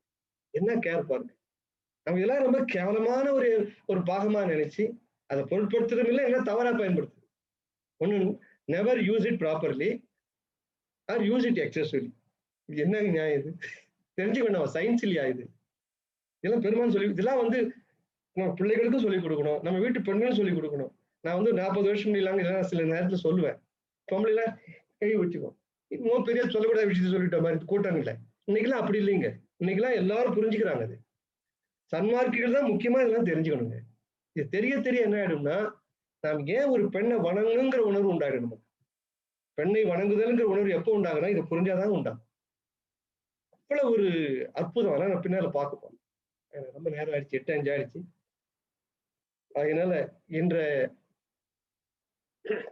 வகுப்பு இதோடு நிறைவு செய்து கொள்ளலாம். கேள்வி பதில் போறதுன்னு ஒரு சின்ன அறிவிப்பு. முருகேசன் ஐயா அவர்கள் இந்த திருவருள் ஸ்பிரிச்சுவல் கொஸ்டின் அண்ட் ஆன்சர் திருவருள் ஆன்மீக வினா விடைன்னு ஒரு குழுமத்தை வாட்ஸ்அப் குரூப் ஏற்பாடு பண்ணியிருக்காரு. அதனுடைய சேர்ற லிங்க் வந்து செயலாளர் இந்த இதுல போட்டிருக்காரு, போட்டிருப்பாருன்னு நினைக்கிறேன் குமாரவேலு. அதுல வந்து எல்லாரும் சேர்ந்துக்கலாம். ஏன்னா இங்க வந்து ஒரு 1 ஹவர் 3/4 மணி நேரம் தான் கேள்வி பதில் இருக்கு. இதுல வந்து எல்லாராலையும் கேள்வி கேட்க முடியல, டைம் பத்தல. அதோட இன்னும் ஒரு குறைபாடுன்னு கேட்டீங்கன்னா, இந்த வகுப்பு சம்பந்தமா தான் அங்க கேட்கணும்னு ஒரு குறிப்பு இருக்கு. போன வகுப்புல கூட கேட்கலாம். 1லிருந்து இன்னைக்கு 12வது வகுப்பு. இந்த 12 வகுப்புல எது வேணாலும் கேள்வி கேட்கலாம். ஆனால் வகுப்பினுடைய அந்த பாடத்திட்டத்தை, பாடமுறையை தவிர்த்து அகன்று வெளியே போய் கேள்வி கேட்கக்கூடாது. ஒரு கட்டுப்பாடு இருக்குங்க. பிளஸ் அஃப்கோர்ஸ் கால கட்டுப்பாடும் இருக்கு. எனக்கு இருக்கு, கேள்வி கேட்கணும் இருக்கு. அதனால தான் அவர் என்ன நினைச்சாருன்னா, அது ஒரு தனி குழு இருந்தா, அங்க வந்து உரையோ வகுப்பு எதுவும் கிடையாது. ஒன்லி கேள்வி பதில் தான். சில அழகான ஃபார்மேட்லாம் அவர் ஐயா போட்டிருக்காரு. அவங்க கேள்வி கேட்கறவங்க பேரு, ஊரு, வினா சுருக்கமா இருக்கணும். அதனால சுருக்கமா பதில் சொல்லணும் அப்படிங்கிற ஒரு அமைப்பு அங்க இருக்கு. அதனால அங்க வந்து பொதுவா கூட கேட்கலாம். ஏன் வந்து சிவன் கோயில் ஏன் அப்படி இருக்கணும்னு நீ கேள்வி கேட்கலாம். வைஷ்ணவர் ஏன் 3 நாமம் இப்படி போடுறாங்க, ஏன் இப்படி போடக்கூடாதுன்னு நீங்க கேட்கலாம். எல்லாத்துக்கும் காரணம் இருக்கு. அதனால அங்க அறிவியலும் கேட்கலாம், ஆன்மீகமும் கேட்கலாம். ஏன்னா அறிவியல்லாம் ஆன்மீகம் சார்ந்த அறிவியல். அதை சொல்றேன் நான். இங்க ஆன்மீக சாராத அறிவியலே கிடையாது. அப்படி பாத்தீங்கன்னா என்விரான்மெண்ட் பத்தி ஒருத்தர் கேட்கறாருன்னு வச்சுக்கோங்க, பயோடைவர்சிட்டி பத்தி கேட்கறாரு. பயோடைவர்சிட்டில ஆன்மீகம் தொடர்பு இல்லையா? இந்த பல்லுயிர் பரவலுங்கிறதே ஆன்மீகம் தாங்க. அதனால எது சம்பந்தம்னாலும் கேட்கலாம். அங்க வந்து நீங்க அந்த அந்த இடத்துல எந்த தலைப்பு கட்டுப்பாடு கிடையாது. எல்லா கேள்வியும் கேட்கலாம். கால கட்டுப்பாடும் கேட்கிற முறையும் தான் கட்டுப்பாடா இருக்குங்க. அருட்பால எது வேணாலும் கேட்கலாம். அப்படின்னா பெரிய நான் எக்ஸ்பர்ட், பெரிய ஞானின்னு சொல்றேன் அந்த அப்படி நினைக்காதீங்க. எனக்கு தெரிஞ்ச வரையும் நான் சொல்லுவேன் பதில். ஏன்னா ஒரு கண்டிஷன் போட்டுருக்காருங்க. கேள்வி யாராலும் கேட்கலாம், பதில் முத்துவதையா மட்டும்தான் சொல்லுவார்னு ஒரு கண்டிஷன் போட்டிருக்காரு. அதனால எனக்கு தெரிந்த வரையில் சொல்கிறேன். தெரியாத பொழுது பெருமாள் இடத்துல கேட்கிறேன். அவர் கேட்கிற கேள்வி கண்டிப்பா பதில் பண்ணாங்க. சத்தியங்க. அவர் மறுப்பு சொல்றதே இல்லை. எப்படா கேட்க போறோம்னு கேட்டு உட்கார்ந்துருக்காரு. அதனால தெரியாத கேள்வியாலும் அவர் கேட்போம், பதில் சொல்லுவார் எல்லாருக்கும். சொல்லிவிட்டு இப்பொழுது கேள்விகளை ஆரம்பிக்கலாம். இந்த 12 வகுப்பு சம்பந்தமான வினாவிடைகள் மட்டும்தான் நீங்க கேட்கணும். இந்த வகுப்பை தாண்டி வெளியில போய் கேட்க வேண்டாங்க. ஆழ்மையோடு கேட்டுக்க. சுருக்கமா கேளுங்க. கேள்வி வந்து ரொம்ப நேரம் கேட்க வேண்டாம். ஒரு கிறிஸ்பா ஒரு 5 நிமிஷத்துல கேளுங்க. நான் கிறிஸ்பா பதில் சொல்றேன். நன்றியா, இப்ப கேள்வி கேட்கலாம். அம்மா சாந்திமா எல்லாரும் அன்மியூட் பண்ணிடுமா எல்லாரையும். சாந்தி அன்மியூட் பண்ணுமா எல்லாரையும். கேளுங்க ஐயா குமாரவேல்.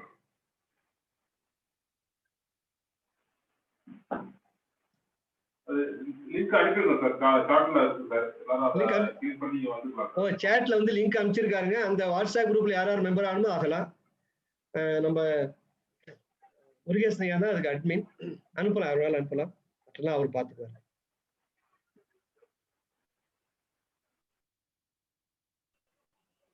இப்ப கேள்வியில கேட்கலாமா? கேட்கலாம் ஐயா. இதுவரையில் நடந்த வகுப்பு எது வேணாலும் கேட்கலாம். ஆன்மா, இன்மா, உடல், இடல், இந்த சுக்கில சோழி எது வேணாலும் கேட்கலாம்.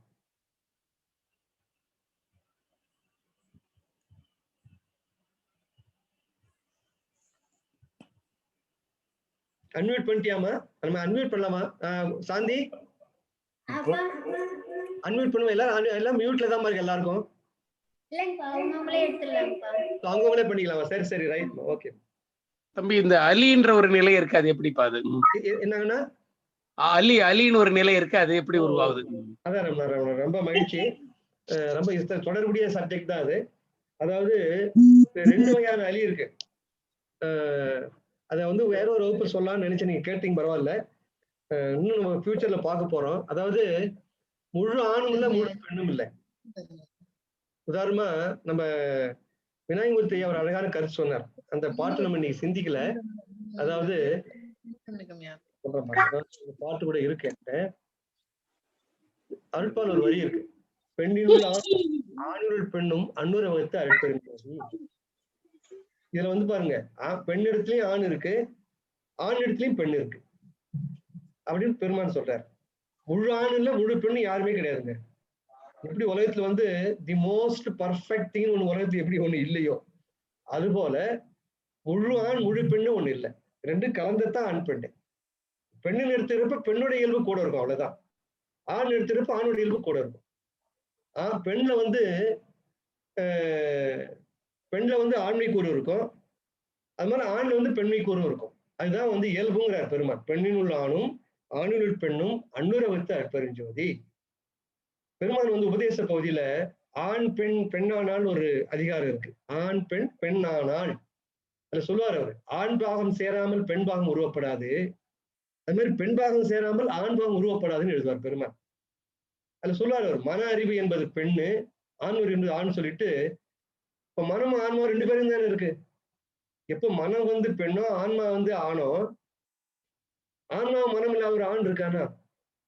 மனமும் அதே மாதிரி மனமும் ஆன்மாவும் இல்லாத பெண் இருக்கானா?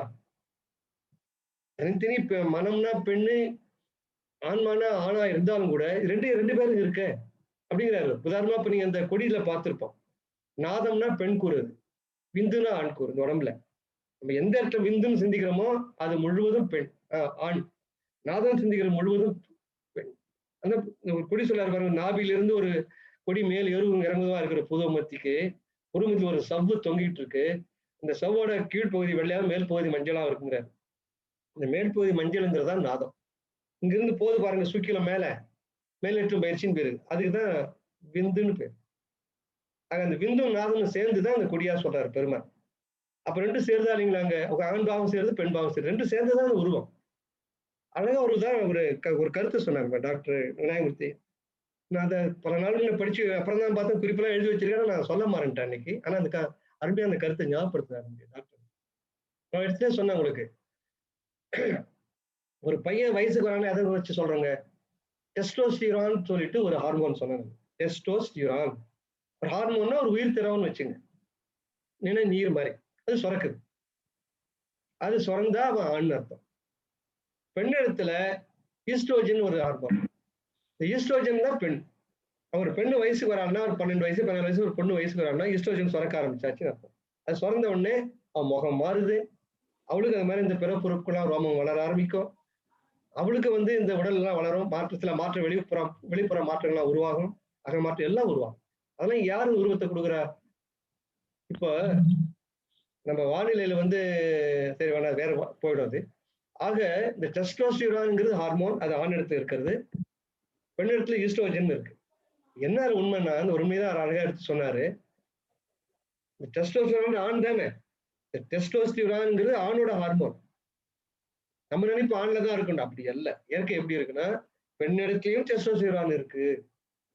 அது போல பெண்ணோட இந்த இருக்கு பாருங்க ஈஸ்ட்ரோஜன், அது ஆணிடத்தில் இருக்குங்கிறத சயின்ஸ் சொல்லுது, அறிவியல் சொல்ற உண்மை. டெஸ்டோஸ்டிரான் என்பது ஆணுடைய ஆண்மைக்கு உண்டான ஹார்மோன் தான். ஈஸ்ட்ரோஜன்ங்கிறது பெண்மைக்கு உண்டான ஹார்மோன் தான். ஆனா என்ன சொல்லுதுன்னு அறிவியல், அந்த டெஸ்டோஸ்டிரான்ங்கிற ஆண்மைக்குரிய அந்த நீர் இருக்கு, அது பெண்ணிடத்துலயும் இருக்கு. பெண்ணோட ஈஸ்ட்ரோஜன் ஆண் இடத்துலயும் இருக்குன்னு சொல்லுது சயின்ஸ். அப்ப என்ன ஆகுன்னு கேட்டீங்கன்னா, ஒரே அளவுல கொஞ்சம் அந்த அளவு ரேஷியோ இருக்கு. ஆண் இடத்துல எது அதிகமா இருக்கும்? டெஸ்டோஸ்டிரான் கூட இருக்கும், ஈஸ்ட்ரோஜன் ரொம்ப கம்மியா இருக்கும். பெண் இடத்துல ஈஸ்ட்ரோஜன் கூட இருக்கும், டெஸ்டோஸ்டிரான் கம்மியா இருக்கும். இது இயற்கை. சமயத்துல இயற்கை அந்த இயல்பு மாறிடும். அது எப்படி மாறுன்னு கேட்டீங்கன்னா, உதாரணமா ஆண் இடத்துல இருக்கிற ஈஸ்ட்ரோஜன் நிறைய இருக்குன்னு வச்சுக்கோங்க. சில பேர் வந்து பொம்பளை மாதிரியே நடப்பான், பார்த்திருப்பீங்க நீங்க. பொம்பளை மாதிரியே பேசுவான், லேடி மாதிரியே இருப்பான். கீச்சு குரல் கூட சில பேருக்கு மாறிடும். இன்னும் சில பேருக்கு கூட சில ஆண்களுக்கு மார்புகள் அளவு வளர ஆரம்பிச்சிடும். இது வந்து ஒரு ஆரம்ப நிலை. இது ஒரு எக்ஸ்ட்ரீம் போதுன்னு வச்சுக்கோங்க, என்ன ஆகும் பாரு, நினைச்சு பாருங்க. இது பெண்ணாவே மாறக்கூடிய சூழல் வந்துடும். அதுபோல ஆண் இடத்துல பாத்தீங்கன்னா, பெண் என்ன இருக்கணும்? ஈஸ்ட்ரோஜன் இருந்தாதான் பெண். ஆனால் அவள் இடத்துலயும் ஆணுடைய நீர் இருக்கு பாருங்க, அதாவது இந்த டெஸ்டோஸ்டிரான், அது கொஞ்சம் கொஞ்சம் இருக்கும் பெண் இடத்துலயும். அது கொஞ்சம் கூடுதல் வச்சுங்க பெண் இடத்துல. சில பெண்களுக்கு குரல் வந்து ஆண் குரல் மாதிரியே இருக்கும், பார்த்துருக்கலாம் நீங்க. அல்லது சில பேருக்கு வந்து முகத்துல முடியெல்லாம் முளைக்க ஆரம்பிக்கும், இந்த மீசை போன்ற இடங்கள்லாம் கொஞ்சம் கொஞ்சம் முடி முளைக்கும். அது எதை காட்டுதுன்னா, இந்த பெண்ணிடத்தில் இருக்கக்கூடிய டெஸ்ட் அந்த ஈஸ்ட்ரோஜன் மட்டும் இல்லாமல் கொஞ்சமாக இருக்க வேண்டிய அந்த ஆண் நீர் இருக்கு பாருங்க, டெஸ்டோஸ்டிரான், அது கொஞ்சம் கூடி போச்சுன்னு அர்த்தம். கொஞ்சம் கூடுறதுக்கே இந்த மாற்றம் வருது. வெளியில மீசெல்லாம் முளைக்குது, குரல் கொஞ்சம் ஆண் குரல் மாதிரி மாறுது. சப்போஸ் இன்னும் கொஞ்சம் பகுதி கூட போயிட்டே இருக்குன்னு வச்சுங்க, ஆணாவே மாறிடும். ஆக இந்த 2 ஹார்மோன் தான் அதுக்கு காரணம்னு அறிவியல் சொல்லுது. இந்த ஹார்மோனுடைய அளவு கூடி குறைகிறார் தந்தார் போல, பெண்ணிடத்திலே ஆண் தன்மை மிகுவதும் ஆண் இடத்திலே பெண் தன்மை மிகுவதுமா இருக்கு. அது வந்து மாறிதான் இருக்கு, 2 மாதிரி மாறிதான் இருக்கு. அதுதான் அதுக்கு உண்டான பதில். ஐயா, எனக்கு ஒரு சந்தேகம் ஐயா. ராணி அம்மா யார் கேக்குறாங்க இப்போ? சரி, கேளுங்க. இல்ல யாரோ ஒருத்தர் நீங்க கேளுங்க. Okay fine. ராணியின் பேர் வந்து ராணி பெங்களூர்ல இருந்து பேசுறேன் சார். எல்லாருக்கும் வணக்கம், சந்தோஷம். எனக்கு ஒரு கேள்வி, ஒரு ரொம்ப நாளா. இப்போ செயற்கை முறைப்படி இயற்கையில் அமைந்த அம்சங்களால் ஆகப்பெறாத நிலைமையில ஒரு வாடகை தாய் மூலியமா ஒரு தாயாருடைய சினை மூட்டையை வளர்த்து அவங்களுக்குள்ள அந்த கர்ப்பப்பையா அது மாதிரி உள்ள வச்சு வளர்த்து அதுல இருந்து குழந்தைய உருவாக்குற இந்த அறிவியல், இன்னைக்கு இருக்கிற அறிவியல், இதுல உருவாகிற குழந்தைக்கு என்ன மாதிரி அம்சம் இருக்கும்? இந்த அளவுக்கு நடக்குங்கிறத பெருமானார் அன்னைக்கே வந்து ஏதாவது ஒரு க்ளூல ஏற்கனவே சொல்லியிருக்காங்களா? இந்த மாதிரி அட்வான்ஸா இந்த மாதிரி வரப்போறது, இந்த மாதிரிலாம் இதெல்லாம் வந்து இயற்கைக்கு ரொம்ப அப்பாற்பட்டு நடக்கிற விஷயமா இன்னைக்கு இருக்கு. இதை ஆதரிக்கிறது நல்லதா என்னங்கிறது ரொம்ப மனக்குழப்பமா இருக்கு. எனக்கு தெரிஞ்ச ஒருத்தவங்க இந்த மாதிரி குழந்தைய பிறந்திருக்கு. ஆனா அந்த தாயோட மனநிலைமை இல்ல மத்தவங்க மனநிலைமை எல்லாம் எப்படி இருப்பாங்க அப்படிங்கறதெல்லாம் அது அடுத்த விஷயம். ஆனா இதுவே வந்து நம்ம ஆதரிக்கணுமா அப்படிங்கறதுலாம் பெரிய குழப்பமா இருக்கு. இதுல வந்து 2 வகையான பிறப்பு இருக்கும். ஒண்ணு வந்து இப்ப டாக்டர்ஸ்ன்னு நல்லா தெரிஞ்சிருக்கும். கணவனுடைய அதாவது அந்த கருப்பையில வந்து இந்த சினை மூட்டையும் ஆணோட விந்தும் சேர்ந்துக்கிற பகுதி இருப்பறமா அங்க கோளாறு இருக்கும். அப்ப அவங்களுக்கு இயல்பாக 2 சேர முடியாத சூழ்நிலை இருக்கிறப்ப என்ன செய்யறாங்கன்னா, அந்த ஆணோட தன் கணவனோட விந்தை எடுத்து அந்த பெண்ணோட சினைப்பைக்குள்ள விடுறாங்க. ஒரு கருவி மூலமா, ஆணுடைய உறுப்பு மூலமா விடாம இந்த சினை மூட்டையில சேர்க்கிறாங்க.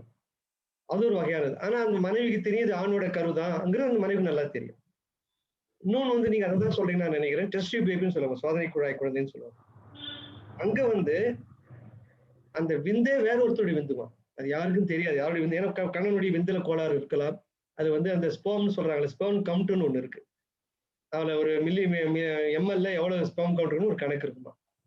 அது வந்து ஸ்பெர்ம் கவுண்ட் கம்மியா இருக்கிறதாலையோ அல்லது வீரியம் இல்லாத விந்துகளா அது வந்து நீச்சல் அடிச்சு போற மாதிரி போனோம், தலைப்பரட்ட மாதிரி. அது போகக்கூடிய சக்தியில் வச்சு மூவ் பண்ற சக்தி இல்லை, அது போக முடியாது. அது மாதிரி என்ன செய்யறாங்கன்னா, அந்த மாதிரி வேற ஒரு வீரியமான ஒரு ஆணோட விந்து எடுத்து, அது யாருன்னு சொல்ல மாட்டாங்க. அதெல்லாம் இந்த பேங்க் இருக்கு, ஸ்பெர்ம் பேங்க்னு இருக்கு. அது யாருக்கும் தெரியாது. அதை எடுத்து ஒரு சிலை வச்சு உண்டாக்குறாங்க. அதுதான் நிறைய இந்த மனோரீதியான பிரச்சனைகள்லாம் உருவாக்குற வழியா இருக்கு. அதுதான் செய்வாங்க, சில பேர் வந்து உங்க கணவனுடைய விந்து தான் நாங்க எடுத்து விடுறோம்னு சொல்லிடுவாங்க. சில பேர் சில மருத்துவமனையில போய் சொல்லுவாங்க. சில வெளிநாட்டுல சில ஓப்பனாவும் அங்க வந்து இதை பத்தி எல்லாம் பெரிய சிந்தனை கிடையாது, வெளிப்படையாவும் செய்யறாங்க. ஆக்சுவலா இதெல்லாம் வந்து இயற்கைக்கு மாறானதுதாம்மா. இது வந்து பெருமான் அதை பற்றி ஒண்ணும் சொல்லல. அதாவது ஒரே ஒரு குறிப்பிட்டாருன்னா, இந்த உயிர்கள் தோன்றுகளை விசித்திரமா தோன்றும், விசித்திர வகைகள்னு சொல்றாரு பெருமான். வேர்டை பயன்படுத்துறாரு. அது அவர் இதைதான் மீன் பண்ணாரான்னு சொல்ல முடியாது. ஆனால் இது வந்து நம்ம வந்து சாதாரண ஒரு ஆண் பெண் இயற்கையாக நடக்கிறது இல்லை. இது வந்து இயற்கைக்கு புதுமையா தான் இருப்பாரு. விசித்திரங்கிற வார்த்தையை பெருமான் பயன்படுத்துறாரு. அவர் அனுமதிக்கிறாரு, அது அனுமதி ரெண்டையும் சொல்ல முடியாது. அவருடைய சிந்தனைக்கு அப்பாற்பட்டதுமா இது. எனக்கு என்னன்னு கேட்டீங்கன்னா, கணவனுடைய விந்தே எடுத்து ஒரு பெண்ணுக்குள்ள விடுறப்போ ஒரு சைக்கலாஜிக்கலா மனோதத்துவ அடிப்படையில் ஒரு பாதிப்பு வர வாய்ப்பு இல்லை. ஆனா வேற ஒரு ஆணோட விந்தை எடுத்து ஒரு பெண்ணோட ஒரு மன ரீதியா பாதிக்க வாய்ப்பு இருக்கு. அந்த நேரத்துல அது வந்து கொஞ்சம் குடும்பத்தையும் கோளாறு வரும், குடும்பனுடைய அமைதியை கட்டுவிடும், அந்த குழந்தையோட எதிர்காலம் நினைச்சு பாருங்க. அது மாதிரி பிரச்சனை வேணா தவிர்த்துக்கிறதா. சொல்லுங்கம்மா. வணக்கம் ஐயா, நான் பிரமிளா துபாயில இருந்து பேசுறேன் ஐயா. வணக்கம்மா, சொல்லுங்கம்மா. ரொம்ப அழகா சொன்னீங்க. வந்து ஒரு பெண் குழந்தை பிறக்கிறதுக்கு வந்து ஆண் குழந்தை பிறக்கிறதுக்கு ஆண் தான் காரணம். அது பெண் வந்து ஒரு நிறைய பேரு அந்த விமன் ஒரு இதா சொல்றாங்க, நீ பொம்பளை பிள்ளையா பிறக்க வச்சுட்டேன்னு. இந்த அடிப்படையில நான் இன்னொரு கேள்வியா, இப்ப டவுன் சிண்ட்ரோம் அப்படிங்கிற இதுல வந்து ட்ரைசோமி 21 இந்த குரோமோசோம் கவுண்ட் வந்து கம்மியா இருக்குது, 21 ஆகுது. இது வந்து ரீசன் வந்து ஆணா பெண்ணா அப்படிங்கிறது எதுவும் நமக்கு சயின்டிபிக்கா இல்ல ஐயா எதுவும் சொல்லியிருக்காங்களா?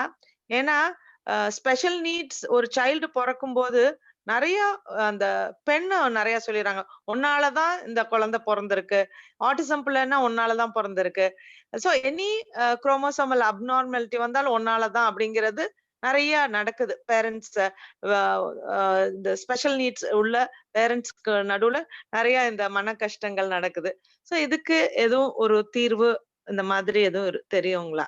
அதுதான் என்னோட. ரொம்ப நன்றி அம்மா. அதாவது இது வந்து இன்னும் அந்த அந்த எக்ஸ் ஒய் ரெண்டும் சேர்ந்ததுக்கு அப்புறம் இது விளக்கி சொன்னா மற்றவங்களுக்கு புரிய வாய்ப்பா இருக்குமா? இதை வந்து கண்டிப்பா டவுன் சிண்ட்ரோம் பத்தி நான் அதிகமா சொல்ல போறேன். நான் அந்த கருத்தெல்லாம் நான் குறிச்சு வச்சிருக்கேன். சரிங்க ஐயா. டவுன் சிண்ட்ரோம் வந்து சிந்திக்கிறது வந்து அந்த எக்ஸ் ஒய் குரோமோசோம் எப்படி ரெண்டும் வந்து ஒண்ணா மீட் பண்ணதுக்கு அப்புறம் சொன்னோம்னா எல்லாரும் இப்ப நான் சொன்னது மற்றவங்க எல்லாம் புரியாத மாதிரி இருக்கும். சரிங்க ஐயா, சரிங்க. நீங்க எப்போ உங்களுக்கு எப்போ ஷெட்யூல் அது படி சொல்லுங்க. டவுன் சிண்ட்ரோம் கண்டிப்பா நம்ம சிந்திக்க தான் போறோம். அடுத்த வகுப்பு கண்டிப்பா வந்துருமா? சரிங்க ஐயா, சரிங்க. ரொம்ப நன்றிங்க. ஒரு half an hour கிட்ட நம்ம பேச போறோம் அதை பத்தி. சரிங்க ஐயா, ரொம்ப நன்றி. நன்றி, வணக்கம்.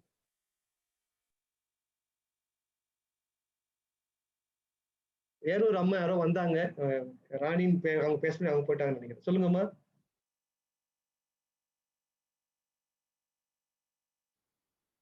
கேட்கலாம் ஐயா. ஐயா வந்தோம் ஐயா. மற்றவங்க கேட்கணுட்டு தான் கொஞ்ச நேரம் அமைதியா இருந்தேன். எனக்கு ஒரு சந்தேகம். இது இப்போ அந்த சிற்றணு பசுவாக இருந்த அந்த ஆன்மாவானது பேரணுவா மாறி அதன் பிறகு பகுதி பேரணுவா மாறுது. இதுதான் அந்த ப்ராசஸ் ஒன் பை ஒன்னா வருது இல்லைங்களா?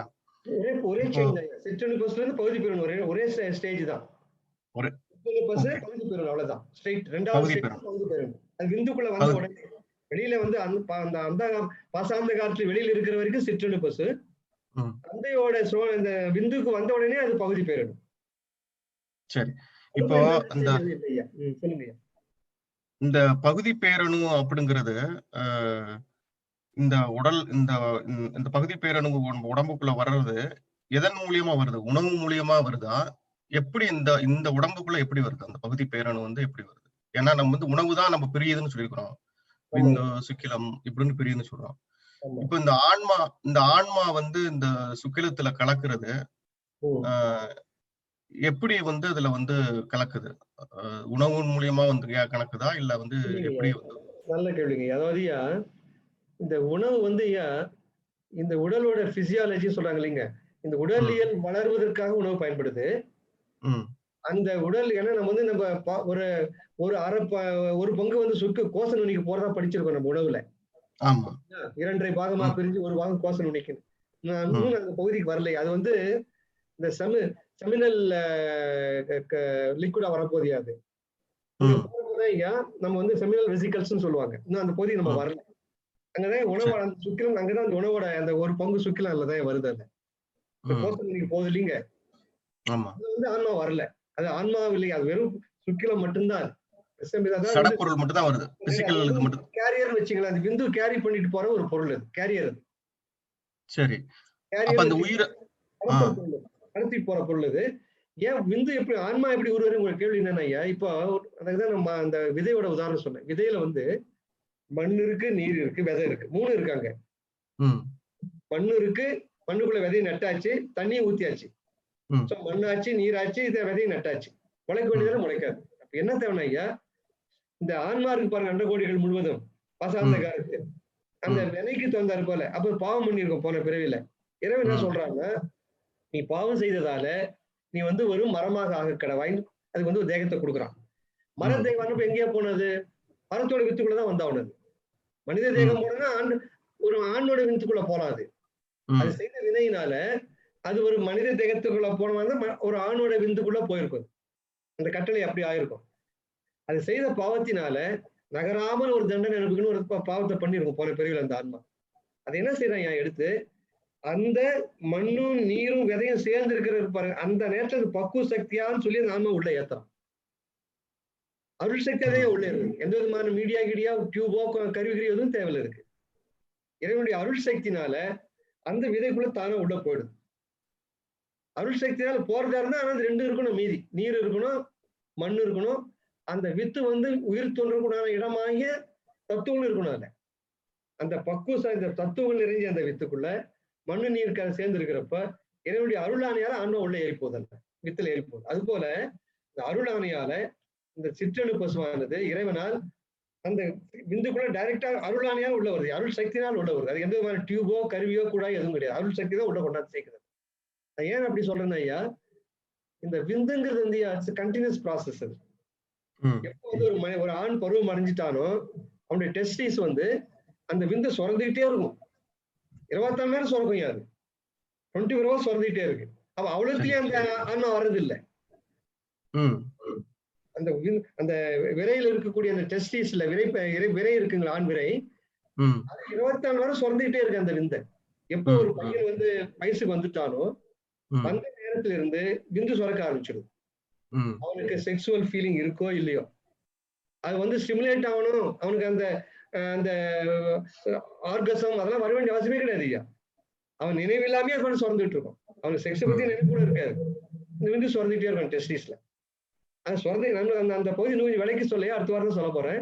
அது கண்டினியூஸ் ப்ராசஸ் சுரந்துகிட்டே இருக்கும். நான் சொன்ன பாருங்க, எப்படி ஒரு கரு முட்டை பெண்ணோட ஒரு பெண் எடுத்துட்டீங்கன்னா, ஒரு பெண் குழந்தை பிறக்கிற பொழுதே 20 லட்சம் அந்த கரு முட்டைகளை அந்த பெண் உடம்புல வச்சிடறான். பெண் குழந்தை வந்து பூமியில விழுது பாருங்க, தாயோட யோனியில இருந்து. தாய் யோனியிலிருந்து ஒரு பெண் குழந்தை வெளியில வருகிற பொழுதே அந்த பெண் குழந்தையோட வயிற்றுல அதுக்கு ஒரு ஓவரின்னு ஒரு கரு பையின்னு ஒண்ணு இருக்கு. சரி, கருப்பையில மன்னிக்கணும், கரு முட்டை பையின்னு ஒண்ணு இருக்கு. அந்த கருமட்டு பைக்குள்ள 20 லட்சம் கருமுட்டையில வச்சிடறான் அப்பவே. என்ன ஆகும் கேட்டீங்கன்னா, இந்த பொண்ணு வயசுல ஈஸ்ட்ரோஜன் சுரக்குது பாருங்க. நான் சொன்ன ஒரு ஹார்மோன் சொன்னேன், ஈஸ்ட்ரோஜன். சுரக்கிறப்ப என்ன ஆகுனா, அந்த 20 லட்சத்துல ஒரு கருமுட்டை மட்டும் மெச்சூர் ஆக ஆரம்பிக்குது. அப்பதான் இந்த வயசுக்கு வந்ததுக்கு அப்புறம் தான் ஈஸ்ட்ரோஜனுடைய ஹார்மோனுடைய சுரப்புனால அது. அந்த ஹார்மோனை பத்தி கொஞ்சம் விளக்கமா அடுத்த வாரம் சொல்லலான் இருக்கேன். நான் அது வந்து புரிஞ்சுக்கிறது நம்ம சன்மார்க்கிகள். அது போல ஆண்டு இடத்துல எடுத்துக்கிட்டீங்கன்னா, ஒரு பையன் எப்ப வயசுக்கு வரானோ அப்ப இருந்தே அந்த விந்தானது சுரந்துகிட்டே இருக்கு. அந்த டெஸ்டிஸ் சுரந்தையா சுத்தி அதுக்கு ஒரு பை ஒண்ணு சொன்னேன் உங்களுக்கு, இந்த எப்படி டைமஸ் ஒரு பையில வந்து சேர்ந்துகிட்டே இருக்கு. அதுல ஒரு விந்துல தான் அந்த விந்தணு போய் சேரும். அதான் சொன்னேன், விந்து நீர் வேற விந்து அணு வேறன்னு சொன்னேன். அதனால்தான் உங்களுக்கு இந்த ஸ்போம் தான் விந்து அணு. அந்த விந்தணு எப்போ வரும்னா ஐயா, எந்த கருவுக்கு ஆணை இருக்கிறதோ, கருவாணி ஊற்றுன்னு ஒரு பாட்டு போடுவார் பெருமாள், மறுவாணி பெண்ணாக்கிங்கிற ஒரு பாடல்ல கருவாணி ஊற்றுனார். கரு எப்ப ஆணை உருகிறதோ, எந்த ஆன்மாவை நீ நல்ல புண்ணியம் செய்திருக்கிறாய், நீ போய் ஒரு மனிதனாக பிறக்கிறது எந்த ஒரு ஆன்மாவை சொல்றாரோ அந்த ஆன்மா சிற்றணு பசுவாக வந்து இந்த ஏற்கனவே இருக்கு பாருங்க, விந்து சேர்ந்துட்டே இருக்கு பாருங்க இந்த பையில, அதுல ஒரு விந்துல போய் சேரும் அந்த ஆன்மா. அதுதான் 64 நாள் வளரும். அதுக்குதான் 64 நாட்களாகும் அது மெச்சூர் ஆகுறது. அது வளர்வதற்கு முழு நிறைவடைவதற்கு 64 நாள் ஆகும் சொன்னாங்க. இப்ப கேளுங்க சந்தேகம். இப்போ அப்படி பார்க்க போனா, இப்போ ஒவ்வொரு மனிதருக்குள்ளேயும் வந்து இப்போ நிறைய உயிரணுக்கள் வந்து கலந்துருக்கு. அந்த ஆன்மாவோட கலப்புற்றது இருக்கு. எப்படின்னா ஏகப்பட்ட ஆன்மாக்கள் வந்து உள்ள கலந்துருக்காங்க. விந்தணு அந்த பைசு எப்படிடா ஒரு பை சொன்னேன்னு வந்து தொடர்ச்சியா விந்த சுரந்துட்டே இருக்கு. அது போல புரிஞ்சுக்கிறோமா எனக்கு? ஆமா, அது புரிஞ்சிருச்சு. அது பூரா விந்தணு அல்ல. ஃபர்ஸ்ட் ஒரு பையில வந்து சொரக்குது. அந்த சொரக்கு வந்து சேர்ந்துகிட்டே இருக்கு, ஸ்டோரேஜ் டேங்க் மாதிரி. அதுதான் எப்படி டைமஸ் சொன்னாங்க. எப்படி டைமஸ்ங்கிறது ஒரு ஸ்டோரேஜ் வெசல். சொரக்கிற வந்து சேர்ந்துட்டே இருக்கு. அதுல அது பூரா விந்தணு அல்ல, அது விந்துதான். அதுல எதுல வந்து இந்த சிற்றணு பசு சேரணும்னு இறைவன் ஆணை கொடுக்குறானோ, அருள் ஆணை பாய்ச்சுக்கிறானோ, அந்த சிற்றணு பசு இந்த விந்துல ஒரு விந்தளவும் உள்ளதான் போகுது. அதுக்குதான் விந்தணுன்னு பேரு ஐயா. அவ்வளவு விந்தணு அல்ல. இப்போ வந்து சப்போஸ் 1 கோடி வச்சுக்கோங்க ஸ்டோரேஜ்ல, 1 கோடி விந்து இருக்குன்னு வச்சுக்காங்க. அந்த தலைப்புரட்ட மாதிரி எல்லா தலைப்புரட்ட மாதிரி இருக்கிறதுலயும் அந்த ஆன்மா ஏறாது. அதுதான் இப்ப அதுதான் உருகிறதோ அதில் ஒன்றும் அந்த ஒரு தலைப்புரட்டில மட்டும்தான் அந்த ஆன்மா உரியர். அப்பதான் அதுக்கு வந்து பகுதி பெறணும் தெரியாது. அந்த 1 கோடி இருக்குன்னு வச்சுக்கோங்க. ஃபார் எக்ஸாம்பிள் எண்டி கரெக்டா அடுத்த வாரம் சொல்றேன் உங்களுக்கு. 1 கோடி இருக்குன்னா அந்த 1 கோடியில ஒரு அந்த விந்துல அந்த தலைப்புரட்டில மட்டும்தான் குண்டூசியமா இருக்கும். தலைப்புரட்டினா ஸ்போம்னா அதுல ஒண்ணுக்கு மேல உள்ளதே அந்த ஆன்மா உரியாரு. மற்றெல்லாம் வீணா தான் போடும் கலவியில. உணர்ச்சி காலத்து மற்றெல்லாம் வேஸ்டா தான் ஆயிட்டு இருக்கும். அந்த ஒரு அணுல ஏறுன்னு சொன்ன பாருங்க, அதனுடைய தலையில தான் இந்த ஜீனுடைய ப்ராப்பர்ட்டி ஏறும். அதுலதான் ஏறும் ஜெனட்டிக் ப்ராப்பர்ட்டி. அந்த தலைமா இருக்கு பாருங்க, இந்த குண்டூசியோட தலை, அதான் ஜெனட்டிக் ப்ராப்பர்ட்டியா தலையில தான் போய் ஸ்டோர் ஆகுது. அதான் பிரம்மன் தலையெழுத்து சொல்றாங்க. அதுதான் இதான் என் தலையெழுத்து. அந்த தலைப்பட்டியோட தலையில போய் சேருது இந்த கோடு எல்லாம். கோடு யாரு? ஜெனட்டிக் கோடு. சிற்றணு பசு இவ்வளவு கோடியில இருக்கிற எல்லா விந்தோடும் சேராது, தலைப்பட்டில சேராது. ஒரே ஒரு தலைப்பட்டு தான் சேரும். அது மட்டும்தான் ஏன் 64 நாட்களாவது மெச்சூர் ஆகிறது. அது மெச்சூர் ஆகிதான் அது 64 கழிச்சு வெளில வரப்பதான் இந்த மற்ற இந்த ப்ராஸ்டேட்டினுடைய கிளாண்ட்ல இருந்து வரக்கூடிய ஒரு வெள்ளை திரவம், இந்த செமினல் வெசிக்கல்ஸ் வரக்கூடிய எல்லாம் சேர்ந்து 3 சேர்ந்துதான் வெளியில வந்து சீமனா வெளில வரும், சுக்கிரமா வெளில வரும். அதுதான் சுக்கிலன்னு பேரு. அதுக்கு பெருமாள் வந்து சுக்கிரங்கிற வார்த்தையை பொதுவா பெருசா பயன்படுத்துறாரு. நம்ம எப்படி புரிஞ்சுக்கணும்னா, அந்த அவ்வளவு சுரக்கிற அத்தனை விந்தணுவிலையும் ஆன்மா உரையாறது இல்ல. விரைகள் சுரக்கிற அத்தனை விந்துவிலையும் தலைப்பிரட்டை மாதிரி இருக்கும். அங்கேயும் அந்த உருவம் உருவாயிடுதுயா. டெஸ்டிகல்ஸ்லயே இந்த குண்டூசி மாதிரி உருவம் உருவாயிடுது. அதான் விந்துன்னு சொல்றது. அந்த ஸ்டோரேஜ் வெஸ்ல வந்து ஒரே ஒரு அந்த விந்தணுல அந்த தலைப்பிரட்டைக்கு மட்டும்தான் அந்த கருவாணி உற்ற இந்த சிற்றணு கொசு உள்ளே நுழைகிறது. அது அருள் ஆணையால் அருள் சக்தியால் உள்ள வருது. அது வந்து வயிற்றுலாம் தொலைக்கலாம் போட வேண்டிய அவசியம் இல்லையா. அருள் சக்தி அது. அதுதான் ஆன்மா. அந்த ஆன்மா வந்து ஒரே ஒரு அந்த தலைப்பிரட்டிக்குள்ள போகும். அது தலையில ஜெனடிக் கோடும் ரெக்கார்ட் ஆயிடுது. அது மெச்சூரா வளர்ந்து முழுமையா வளர்வதற்கு 64 நாட்கள் ஆகும். அந்த 64 கழிச்சு எஜாகுலேட் ஆகும் வச்சு வெளியில அது போனாதான் ஒரு சினமொட்டியோட சேர முடியும். மீதிலாம் போறதுலாம் வேஸ்ட் தான். இப்ப அதுலயே ஒரு தொடர்ச்சியான கேள்வி. இப்ப கீப்பான் இந்த ஆன்மா வந்து இப்ப வந்து உங்களுக்கு ஏதாவது ஒரு அணுவுல சேர்ந்துகிட்டே இருக்கும். இப்ப வந்து அது வந்து கருவுறுல இது வந்து 64 நாட்கள் ஆனதுக்கு அப்புறம் இது வந்து எஜாகுலேஷன் ஆகி வெளில போனதுக்கு அப்புறம் அது கருவானுச்சுன்னா அது குழந்தையா வருது. கருவாயிட்டு போனா அது வந்து அது சேர்ந்ததோட இது அந்த ஆன்மா வந்து வெளியில போயிடுச்சு தானே அர்த்தம். வெளியில போறப்ப எது போய் அந்த சினைமொட்டியோட சேருமோ அதுலதான் கருவானி வரும். இறைவனுடைய திருவுள் அதுதான். இதுதான் போய் குழந்தை ஆகணுங்கிறது வந்து முன்னாடியே டிசைட் பண்ணி கரு ஆணை விட்டுருக்கிறாரு. எப்பறம் அந்த பாட்டு மறுவாணி பெண்ணாகி நீங்க பாட்டை படிச்சீங்கன்னா அபூர்வமா இருக்கும். ஆணைனா அர்த்தம் it has to go as a childன்றார் ஒரு ஆணை. அது மட்டும்தான் வரும், அது மட்டும்தான் உரியர், அது மட்டும்தான் வளரும், அது மட்டும்தான் என் பெண்ணோட சினைமொட்டியை போய் சேரும். உதாரணமையா நான் சொன்ன உங்களுக்கு ஃபெலோப்பியன் டியூப்னு சொல்லுவாங்க. சினை குழாய் இந்த கரு குழாய்னு சொல்லுவாங்க. 2 பக்கம் 2 இருக்கு கருப்பையில. ஒரு மாசம் வலது பக்கம் குழாய் வரும் அந்த சினைமுட்டை. 1 மாசம் இடது பக்கம் இருக்க சினை குழாய் பாருங்க அதுல வரும். என்ன நம்பிக்கை பாருங்க இறைவன். 1 மாதம் வலது பக்கம் குழாயில வரும். அந்த நேரம் வந்து இடது பக்கம் குழாயில வராது. அது அந்த குழாயில ஒரு சமன் போதும், ஒரு விந்தணு போதும் வச்சுங்க, அது வேஸ்ட் தான். அத எது போய் சந்திக்கணுங்கிறதே எல்லாம் டெஸ்டின் ஐயா. எந்த ஆண் விந்தணு சினைமுட்டியோட போய் சேர்ந்து குழந்தையானுங்கிறதெல்லாம் கரு ஆணையது.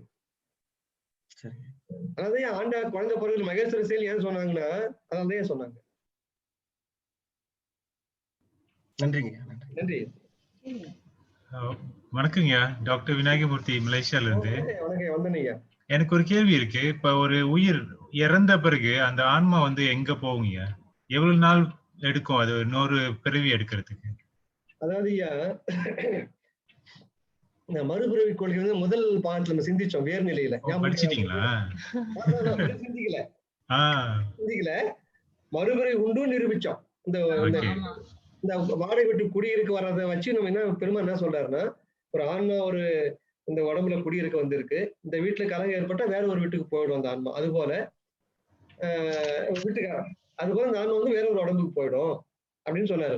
ஆக மறுபிறவி உண்டுன்னு தான் நிரூபிச்சோம். நான் என்ன சொன்னேன் அப்போ, இந்த மறுபிறவி என்பது இந்த ஆன்மா உடனே போய் 100 பிறவிக்குள்ள போகுமா?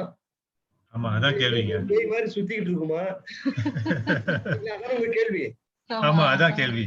அந்த மாதிரி ஆகாது ஐயா. அதாவது ஒரு உதாரணம் சொல்றாரு பெருமான். ஒரு சம்சாரி வீட்டுல குடியிருக்கான்னு ஓமான் அவர் தான் சொல்றாரு. ஓமான் பெருமான் தான் சொல்றாரு. ஒரு சம்சாரி ஒரு வீட்டுல குடியிருக்கான். அவன் பிள்ளை குட்டி மனைவி மக்களோட இருக்கான். வீட்டுக்காரோட ஏதோ ஒரு தகராறு ஆகுது, வீட்டை காலி பண்றான். வேற ஒரு வீடு பார்க்காம இந்த வீட்டை காலி பண்ணுவானான்னு கேட்கிறான். இல்லையா?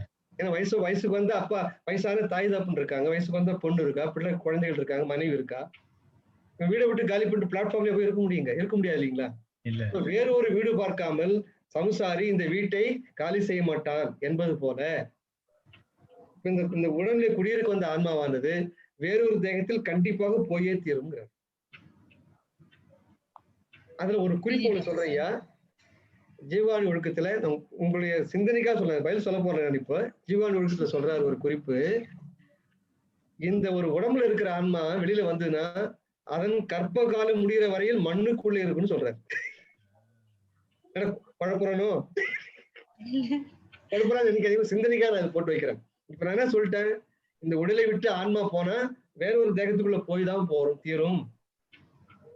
ஏன்னா இந்த குடக்குழி உதாரணம், வீடு உதாரணம் அதான் சொல்லுது. ஒரு சம்சாரி ஒருத்தன் குடியிருக்கான்னா தன் மனைவியோட மக்களோடு இருக்கான். இந்த வீட்டை காலி செய்யறாருன்னா வேற ஒரு வீடு பார்த்துன்னா அந்த வீட்டை காலி பண்ணுவான். வீடு இல்லாமல் இருக்க முடியாது. வீடு இல்லாமல் அவனால் இருக்க முடியாது அப்படின்னு எழுதுவார் பெருமான். அது போல தேகம் இல்லாமல் இந்த ஆன்மா இருக்க முடியாது. புரியுதா ஐயா? இல்லைங்க, அதை படிச்சுட்டு தான் கேக்குறேன். அந்த கற்ப காலம் விஷயத்தை படிச்சுட்டு தான் உங்களுக்கு கேக்குறேன். புரிஞ்சுக்கிட்டேன். ஏன்னா அது வந்து உயர்நிலையில சிந்திக்க போறோம், நம்ம உயர் இடையில கூட சிந்திக்க போறோம் நம்ம அதை. ஏன்னா கற்பத்து முதல் விளக்கம் தெரியணும். அப்ப ஆன்மாங்கிறது வந்து அங்கதான் இந்த திதி தவசம் எல்லாம் தராங்க இல்லையா?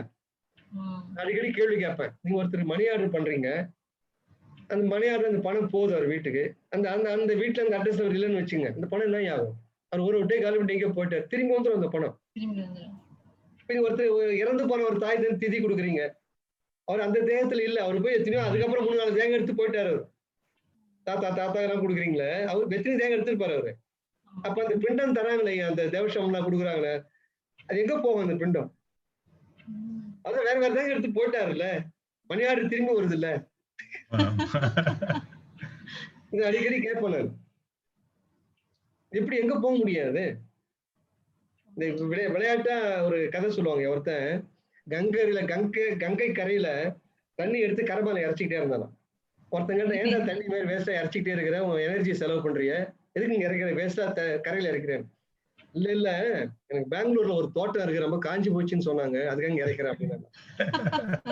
அறிவுருக்கா இங்க தண்ணி அடிச்சு எப்படி அங்க போகணும்? அப்ப நீங்க இங்க பிண்டம் கொடுக்குறீங்க, தேவசம் கொடுக்குற, அது எப்படி அவங்க போகணும்னு கேட்டாங்க. எத்தனை பேர் எடுத்துட்டு போயிடுச்சு இல்ல அது. அதனாலயா ஒரு ஆன்மா இப்படி நம்ம புரிஞ்சுக்க வேண்டியது ஐயா, அது வந்து இடைநிலையை விட்டுட்டு உயர்நிலையை சிந்திக்க போறேன். அந்த கருத்தை இப்ப சொன்னா கன்ஃபியூஷன் வந்து 5-6 தத்துவம் நான் வேற சேர்த்து சொன்னேன். அதுல இந்த 100% லட்சம் வரும் இதெல்லாம்.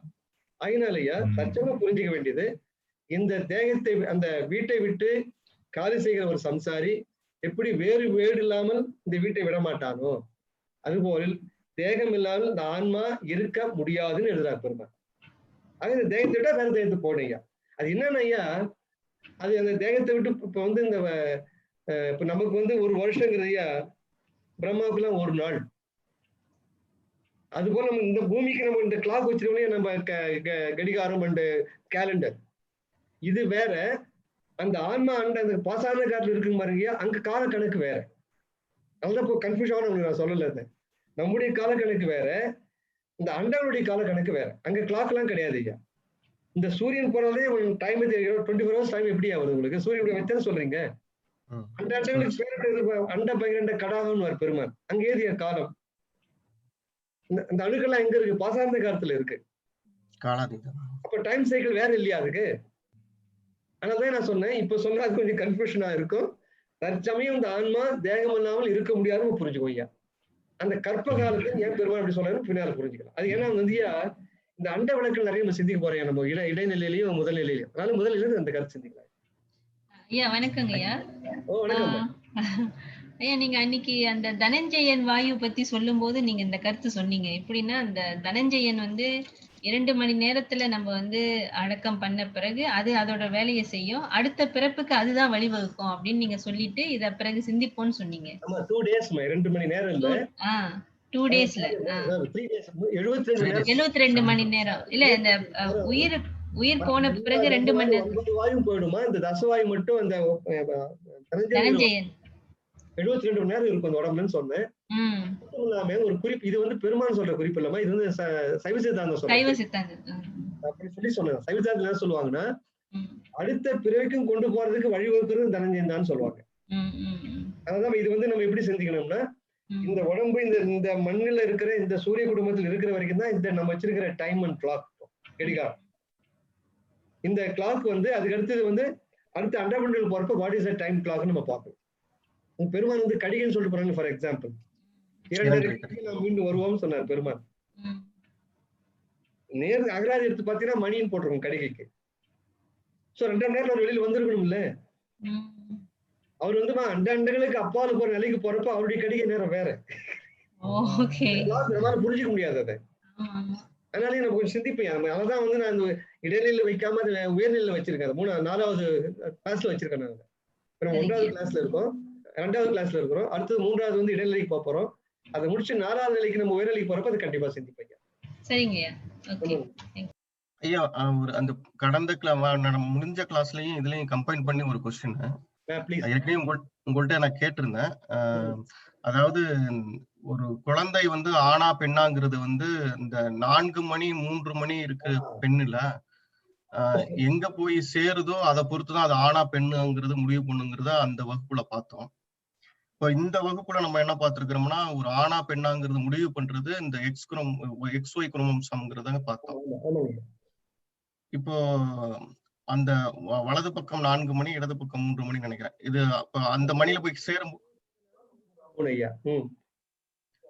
இப்போ ஆணா பெண்ணாங்கிறது முடிவு பண்ண வேண்டியது ஆணுடைய பகுதியில் இருக்கும் பொழுது பெண் பகுதியில போய் எந்த பகுதி சேர்ந்தாலும் அது வந்து அது எப்படி முடிவாகப்படும்? ஆண் தானே முடிவு பண்றாங்க. என்ன அர்த்தம்னா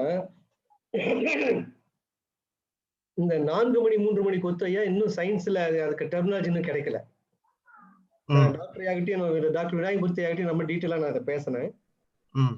ஃபெலோப்பியன் டியூப்லாம் இருக்கு. பெருமான் சொல்ற மாதிரி அந்த சினை கருக்குழாயில 2 பக்கம் இருக்கு. அது பெருமான் சொல்றபடி அதெல்லாம் இருக்கு. அதனுடைய முறை கூட எடுத்துட்டீங்கன்னா ஒரு கவுத்து வச்ச ஃபனல் எப்படி இருக்கும்? ஒரு பெண்களுக்கு சௌரி முடியல பின்னால ஒரு சுங்க மாதிரி தொங்குது பாருங்க. அது போலதான் சினைக்குழாய் அந்த சினைக்குழாயுடைய பகுதி கூட இருக்கு. பெருமான் சொல்ற மாதிரி ஒரு கொத்துன்னு சொல்றாரு பாருங்க. அந்த அமைப்பு அப்படிதான் இருக்கு. ஆனா அந்த அமைப்பு போய் நான் ரொம்ப டீப்பா போய் அந்த அமைப்பை இன்னும் கொஞ்சம் டீலா உள்ள போய் அதுல ஏதாவது 4 3 இருக்கான்னு பார்த்தேன். அப்படிலாம் இல்லைங்க யாரு இதுவரையில். டாக்டர் விநாயகமூர்த்தியும் அதான் சொன்னார். அந்த ஒண்ணு மட்டும் இன்னும் கண்டுபிடிக்க முடியல. அதுக்கு என்ன ஈக்குவல் எங்க இருக்குன்னு தெரியல. என்னுடைய மகள் பிசியாலஜி அவங்க கிளாஸ் எடுக்கிறாங்க, அவங்களையும் கேட்டேன். அவங்களுக்கு வந்து இந்த 4 3ங்கிறது அந்த அரேஞ்ச்மெண்ட் இது வரைக்கும் தெரியல. இன்னும் கொஞ்சம் டீப்பா உள்ள போய் பார்ப்போம். இல்லைன்னா நாளைக்கு கண்டுபிடிப்பாங்க. இல்லைன்னா மருத்துவம் நீ கண்டுபிடிக்கலாம், நாளைக்கு கண்டுபிடிச்சுதான் ஆகணும். பெருமாள் சொல்லி என்னைக்கும் போய் ஆக முடியாது. அது ஒண்ணு. 2வது ஐயா, இந்த 4 மணி கொத்துங்கிறது இடது பக்கம் இருக்கு. அது பெண் குழந்தை பிறக்கிற பக்கம். அதனால்தான் நித்திய கருமதியில ஆண் பெண் புணர்ச்சிகளை சொல்றப்ப என்ன பெருமான் சொல்வார்னா, இடது கை பக்கமாக சார்ந்து புணர்கிற பொழுது பெண் குழந்தை பிறக்கும், வலது பக்கமாக சார்ந்து புணர்கிற பொழுது ஆண் குழந்தை பிறக்கும்னு சொல்றாரு பெருமான். அப்ப என்ன அர்த்தம் ஐயா, இடது பக்கம் போய் சேர்ந்து புணர்றாங்கன்னு வச்சுங்க. ஃபார் எக்ஸாம்பிள், அந்த ஆணிடத்துல இருந்து விந்தல XY போயிட்டே இருக்கும், பெண் இடத்துல XX இருக்கும் அந்த சினைமுட்டியில. அந்த இடதுக பக்கம் புணர்றப்ப ஆணிடத்துல இருக்கிற எக்ஸும் பெண்ணிடத்துல இருக்கிற எக்ஸும் சேர்ந்து வாய்ப்பு இருக்கலாம். அதனால பெண் பிறக்கலாம். XY இருக்கிறதுனால எப்பயுமே இப்ப ஆண் குழந்தை பிறக்கணும் அவசியம் கிடையாது இல்லையா? ஆண் இடத்துல XY இருக்கு, பெண் இடத்துல XX இருக்கு. ஆண் கொடுக்குற X Y போய் சேர்ந்தா அது ஆண் குழந்தையா பிறந்துடும். ஆண் வந்து ஒய்க்கு பதிலா X கொடுக்குறான்னு வச்சுங்க, XX தான் வர பெண் குழந்தைன்னு பிறக்கும். அப்ப அதனால இது வந்து நம்ம அந்த சயின்ஸ்ல வந்து அந்த 4 மணி 3 மணி நமக்கு வந்து ஈக்குவேஷன் கிடைக்கிற வரையில் நம்ம இது எப்படி செஞ்சுக்கணும் ஐயா, இடதை பக்கம் சார்ந்து புணர்கிற பொழுது ஆணுடைய X பாகம் போய் சேர்றதா இருக்கலாம். பெண் இடத்துல ஏற்கனவே X இருக்கு, ஆண் கொடுக்குற XX சேர்த்து XX ஆயிடும், பெண் குழந்தை ஆகி போச்சு. வலது பக்கம் சார்ந்து சொல்லுங்க ஐயா. எனக்கு என்ன தோணுதுன்னா, ஒரு சமயம் இடது பக்கம் இருக்கிறது வந்து XX வந்து அட்ராக்ட் பண்ணக்கூடிய ஃபோர்ஸ் அதுக்கு இருக்குமோ? டாக்டர் ஒரு அஃபினிட்டின்னு ஒரு வேர்டை யூஸ் பண்ணார். நம்ம கேட்டுட்டு தான் இருக்காரு நினைக்கிறேன். அஃபினிட்டி வேர்டை யூஸ் பண்ணாரு. நான் அவரு ரொம்ப வச்சுக்குவேன் இருக்கு. ஆனா ஏன்னா அவர்தான் அட்டாக்ட். சயின்ஸ் நம்ம சயின்ஸ் படிச்சாலு, நான் பிசியாலஜி படிச்சாலும் கிடையாது. கொஞ்சம் என்னுடைய மகளை கேட்டீங்கன்னா பிசியாலஜி கிளாஸ் எடுக்கிறாங்க பெண் குழந்தைகளுக்கு எல்லாம். அவங்க கோஎஜுகேஷன்ல நமக்கு ஒரு பெரிய வசதியா போச்சு அவங்களுக்கு. அதனால இப்ப அவங்களுக்கு கேட்டுப்பேன். இருந்தாலும் அத்தாரிட்டி வந்து நம்ம டாக்டரே தான். அவரு என்ன சொன்னாருன்னா, இன்னும் அந்த மணி கொத்து இன்னும் எனக்கு கூட இன்னும் பிடிபடலை, அது எங்க இருக்குன்னு ஆராய்ச்சி பண்ணணும்னு சொல்லியிருக்காரு. நானும் என் மகளிட்ட அதான் சொல்லியிருக்கேன், கொஞ்சம் ஆராய்ச்சி பண்ணுவான்னு சொல்லியிருக்கேன். நீங்க சொல்ற மாதிரி இருக்கலாம். அதாவது அடிநாதம் என்னன்னா, பெருமான் சொல்வதுதான் வேதம். அவர் ஆண் வலது பக்கம் ஆண் வலது எல்லாம் பெண்ணா கண்டிப்பா நடந்துதான் ஆகணும். அந்த அடிப்படையில வச்சுட்டு உங்களுக்கு சொல்றேன் அந்த பதில. அப்படின்னா இடது பக்கம் சேர்ந்து புடுங்கிற பொழுது X போய் சேர்ந்து X தான் வரலாம். அசம்ஷன் தான் சொல்றேன். நன்றிங்க தம்பி. ஒரு சின்ன சந்தேகம் தம்பி. வணக்கம், சொல்லுங்க. பெரும்பகுதி இந்த குழந்தைகள் மூளை வளர்ச்சியாக குறைவாக, உடல் வளர்ச்சி குறையாக, இப்படி பல நிலை குறையோட பிறக்குது இல்லைங்களா பூமிக்கு. அப்படி பிறந்து வரும்போது நம்ம தாய் தகப்பனுடைய பலவிதமான மனோபாவங்கள்ல புணர்ச்சி செய்யும் பொழுது அதனுடைய பாதிப்புகள் குழந்தைகள் இப்படி எல்லாம் பிறக்கும்ன்றது ஒரு நிலையை பார்க்கிறோம். இன்னொரு நிலையில கிரகங்கள் அவர் பிறக்கும் போது பூமிக்கு வந்து விழும் பொழுது அந்தந்த கோள்கள் என்னென்ன அமைப்பில் இருக்கும்போது அந்த கிரகங்கள் பாதிப்பினால அவருக்கு இப்படி அமையும்னு பார்க்கிறோம். இன்னொரு நிலையில அவனுடைய சுய வினைப்பகுதியின் வழியாக அவனுக்கு இப்படி எல்லாம் அமையுதுன்னு பார்க்கிறோம். இதை எப்படி நம்ம எடுத்துக்கிறது? நல்ல கேள்வி ராம்னா, ரொம்ப தொடர்புடைய கேள்வி இது. அதாவது நம்ம திருமூலர் துணைக்கு எடுக்கணும். நம்முடைய திலகதியமாவோட அந்த பாட்டை அவங்களோட சொல்லியிருந்தாங்க. அவங்க எவ்வளவு ஆழமா திருமந்திரம் படிக்கிறாங்க பாருங்க, ரொம்ப மகிழ்ச்சி எனக்கு. அது போல பெண்கள் எல்லாரும் திருமந்திரம் படிக்கணும். அதான் நமக்கு ஒரு பெருமான் சொல்றாரு பாருங்க, திருக்குறளையும் திருமந்திரத்தையும் ஊன்றி பார்க்கும்னு சொல்றாரு பெருமான். அந்த பெருமான் சொல்றாரு, திருமந்திரம் சொல்லுது, மாதா உதரம் மலமிகில் மந்தனாம். மாதா உதரத்தமா, உதரம்னா வயிறு, மாதானா பெண் தாய். தாய் வயிற்றிலே மலம் தங்கி போதுன்னு வச்சுக்க, புணர்கிற காலத்திலே மந்தனாம். அது வந்து அறிவளர்ச்சி இல்லாத குழந்தையா பிறந்துடும். அறிவளர்ச்சி இருக்காது அந்த குழந்தை. மாதா உதரம் சலமிகில் மூங்கையாம். சலம்னா சிறுநீர். வயிறு நிறைய சிறுநீர் வச்சுட்டு ஒரு புணர்ச்சி பண்றான்னு வச்சுங்க. அப்ப மூங்கைனா ஊமையா பிறக்குங்கிறார். மாதா உதரம் இரண்டொக்கில் கண்ணில்லை. மலமும் இருக்கு சலமும் இருக்கு, ரெண்டும் இருக்குன்னு வச்சுங்க, அந்த குழந்தை கண்ணு இருக்காதுங்கிற. மாதா உதரத்தில் வந்த குழவிக்கு, ஆக ஒரு தாயோட வந்த குழந்தைக்கு இந்த 3 குற்றங்கள் இருந்தால், மலம் மீந்திருந்தால் அந்த குழந்தை அறிவளர்ச்சி இருக்காது. சலம் மூத்திரம் அதிகமா இருக்குன்னு வச்சுங்க, சிறுநீர் அதிகமா இருந்தா ஊமையா போயிடும். மலமும் சிறுநீர் ரெண்டுமே இருக்கணும் அந்த தாய் வயிற்றுல புணர்கிற பொழுது, அது கண்டில்லாம பிறக்கும். இதுதான் குழந்தைங்களுக்கு வர குறைபாட்டு காரணம் திருமூலர் சொல்றார் திருமந்திரத்துல. இப்போ உங்களுடைய இன்னொரு கேள்வி இருக்கு, அது வந்து வினைப்பயனா எடுத்துக்கலாமான்னு.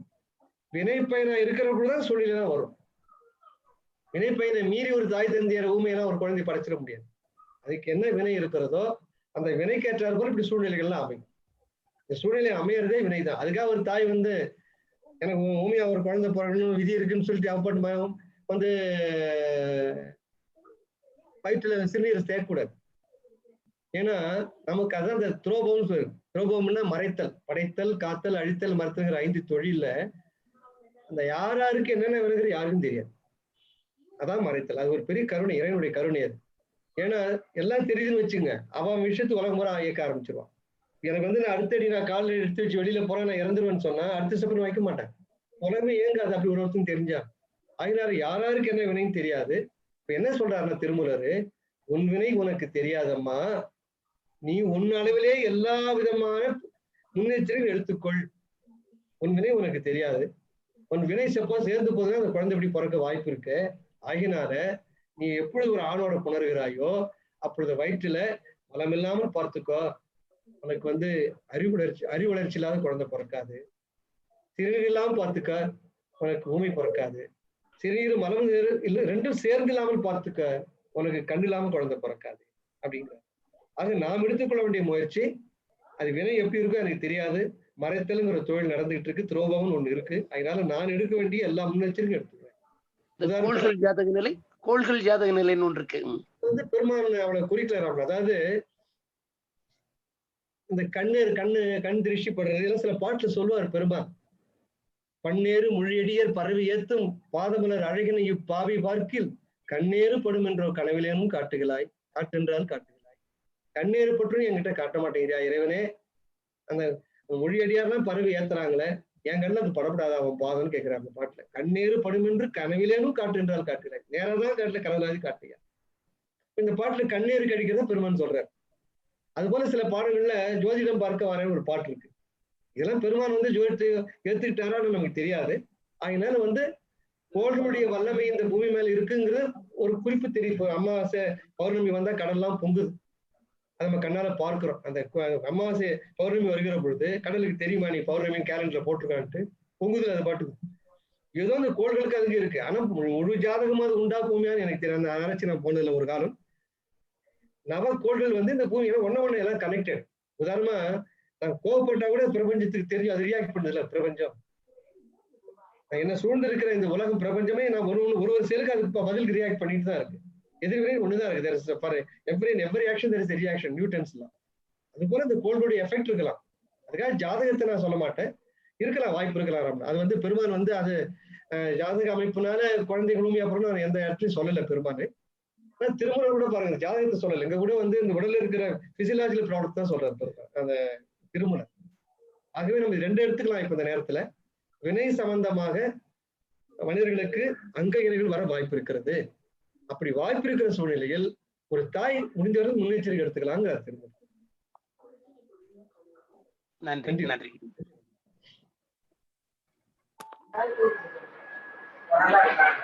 ஐயா வணக்கம் ஐயா, நான் அருள்முருகன் பேசுறேங்க ஐயா. சொல்லுங்க ஐயா. வணக்கம் ஐயா. வணக்கம் ஐயா. ஐயா இந்த குழந்தை பிறத்தல் பத்தி சொல்லுவீங்க ஐயா. ஆண் பெண் பிறக்கிறது, இடப்பக்கம் சேர்ந்து புணர்தல், வடப்பக்கம் சேர்ந்து புணர்தல்ங்க ஐயா. இதுல ஐயா நான் சமீபத்துல திருமந்திரத்துல படிச்சிருந்தேங்க ஐயா. அதாவது சூரியகலை சந்திரகலை அப்படின்னு 2 இருக்குல்லங்க ஐயா, சுழுமுனை 3. இந்த சூரியகலை இருக்கும் பொழுது நாம அந்த புணரும் பொழுது ஆண் குழந்தை பிறக்கும்னு சொல்லுவாங்க ஐயா. இடகலை சந்திரகலை இருக்கும்போது பெண் குழந்தை பிறக்கும், சுவாசம் ஓடும் போது பெண் குழந்தை பிறக்குன்னு சொல்லுவாங்க ஐயா.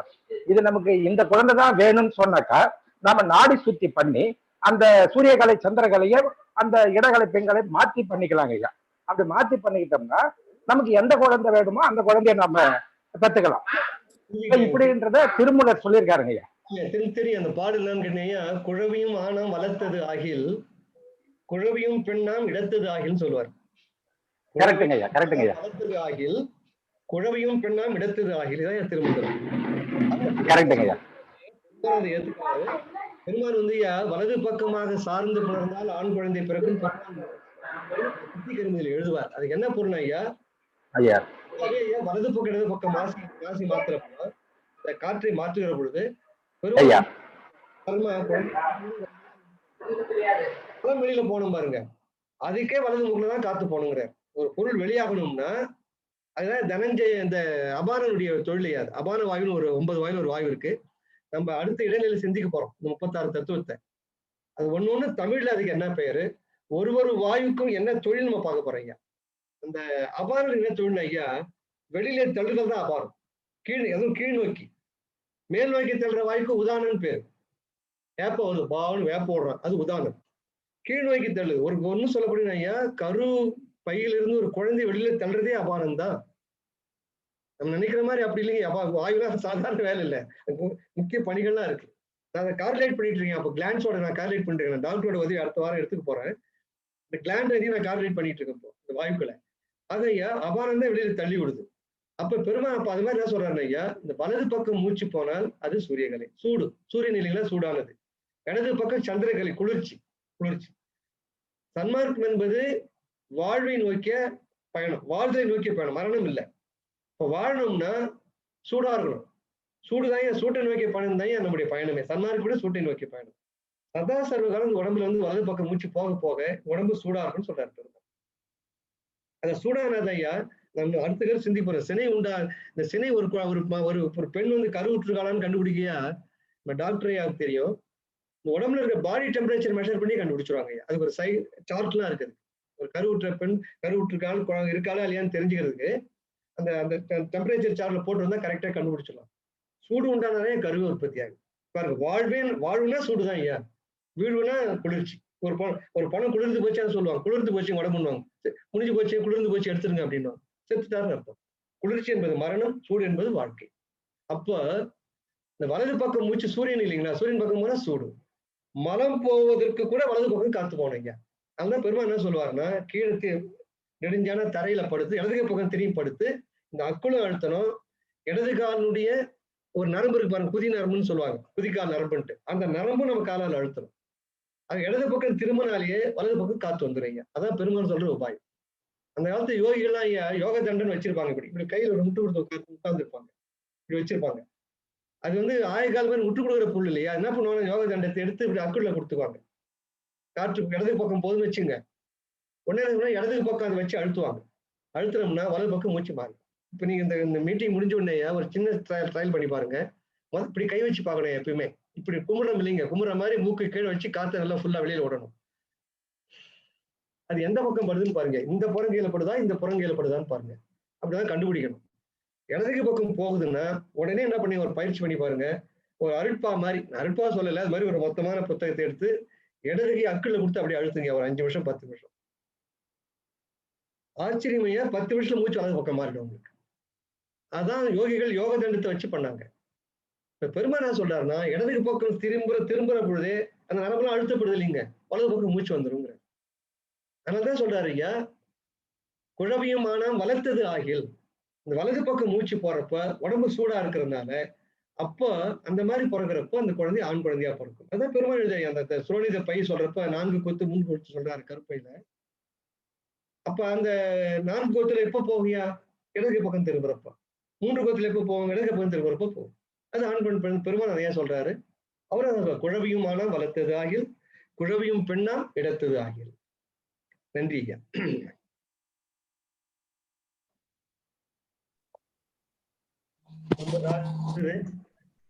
சொல்லுங்க ஐயா. வணக்கம் ஐயா. ஸ்ரீதரன் ஐயா. ஓ ஐயா வணக்கம் ஐயா. வணக்கம் ஐயா. பேசுறேன் ஸ்ரீதர். ரொம்ப மகிழ்ச்சி, ரொம்ப மகிழ்ச்சி. ஆமா, பெண்ணடா வரலான்னு இருந்தேங்கய்யா. ஆக்சுவலா வடலூர் வந்துருவான், மாசம் பூசம் வந்துருவேன். தைப்பூசத்துக்கெல்லாம் அங்க வந்து 2015 வரைக்கும் இங்கதான் இருந்தேன். 2008 இருந்து. அதுக்கப்புறம் 5 வருஷம் அங்க இருக்கும்போது பூசத்துக்கு வந்துருவேன். ஜெயபால் ஐயா, சேதுராமா எல்லாமே. நம்ம பாலா திருப்பரங்குன்றம் சொந்த ஐயா. எனக்கு என்ன இப்ப நீங்க இன்னைக்குதான் நான் வரேன். அன்னைக்கு ஒரு நாள் வந்தேன், இன்னைக்கு வந்தேன். ஆக்சுவலா கொஸ்டின் என்னன்னாயா, நீங்க அந்த 1,09,60,000 சொன்னீங்க இல்லையா, அது மட்டும் எனக்கு சொல்லுங்க. அது விளக்கம் தெரியல எனக்கு. அதாவது ஐயா 1,09,60,000 கணப்போதுன்னு சொல்றாரு ஐயா அவரு. 1,09,60,000 கணப்போது. அந்த கணப்போதை நீங்க வந்து மணியா கன்வெர்ட் பண்ணீங்கன்னா, நாளா கன்வெர்ட் பண்ணீங்கன்னா 57 நாள் வரும். 60 நாள் கிட்டத்தட்ட வரும். அது வந்து ஐயா பெருமாள் சொல்றாரு, என்னால் ஒருவாறு கணக்கிடப்பட்டங்கிறார் பெருமாள். பாருங்க எப்படி கணக்கு பண்ணாலும் தெரியும். ஆச்சரியமா இருக்கு. அது இன்னைக்கு சயின்ஸ் சொல்ற டைமோட ஒத்து வருது பாருங்க, எக்ஸாக்டா ஒத்து வருது. அதான் ரொம்ப சிறப்பு. அதனால அந்த கணக்கையா அவர் அல்பான்னு சொல்லியிருக்காரு. அது வந்து நீங்க அந்த அல்பாவை எடுத்து பாத்தீங்கன்னா அதுல சொல்லுவாரு, அந்த கணக்கு பெருமான் சொல்லுவாரு. அது கணக்கு பண்ணி பார்க்கலாம் ஐயா நீங்க. அது மாதிரி அந்த ஆணோட விந்து உள்ள தாய்க்குள்ள போது பாருங்க, அந்த சினை முட்டையும் விந்தும் சேர்ந்ததுக்கு அப்புறம் குழந்தை வெளில வர வரிகள என்னால் ஒருவாறு கணக்கிடப்பட்ட 6,48,00,000 கணப்போதுன்னு 6,48,00,000 எப்பங்க? விந்தும் அந்த சினை முட்டையும் சேர்ந்து ஒரு கருவானதுக்கு அப்புறம், பூதப்பெருவா மாறினதுக்கு அப்புறம் அந்த குழந்தை வெளில வர வரையில் அதை கணக்கு பண்ணா கரெக்டா 10 மாசம் வருது. எக்ஸாக்டா வருது. அதுதான் என்ன சொல்றாரு ஐயா, சொல்லுவாரு பெருமானு, ஒரு கரு உருவாவதற்கு 12 மாசம் வருது. நம்ம எல்லாம் 10 மாசத்துல சொல்லிட்டு இருக்கோம். தந்தையோட சுக்கிலத்துல அந்த விந்துவாக ஒரு மெச்சூராவது பாருங்க, அதுக்கு 60 நாள், அது 2 மாசம். ஆன்மா உரியறதுக்கு அப்புறம் சொல்றாரு பெருமாள், ஆன்மா உரியதிலிருந்து ஒரு பிண்டமாக வெளியில் வருகிற வரையில் 12 மாசம். எப்படின்னா ஆன்மா உரியதிலிருந்து அந்த விந்து வெளில வர வரைக்கும் 60 நாள், வெளியில வந்து பெண்ணோட கருப்பைக்குள்ள போய் சிசுவா வெளில வர வரைக்கும் 10 மாதம். ஆக அது 2 மாசம், இது 10 மாசம். ஆக ஒரு உயிர் உருவாவதற்கு 12 மாசம் சொல்றாரு. அதெல்லாம் ரொம்ப அபூர்வமான செய்தி இல்லையா பெருமாள் சொல்றது. பியூர் சயின்ஸ் எல்லாம். நன்றி, வந்தனை, வணக்கம்.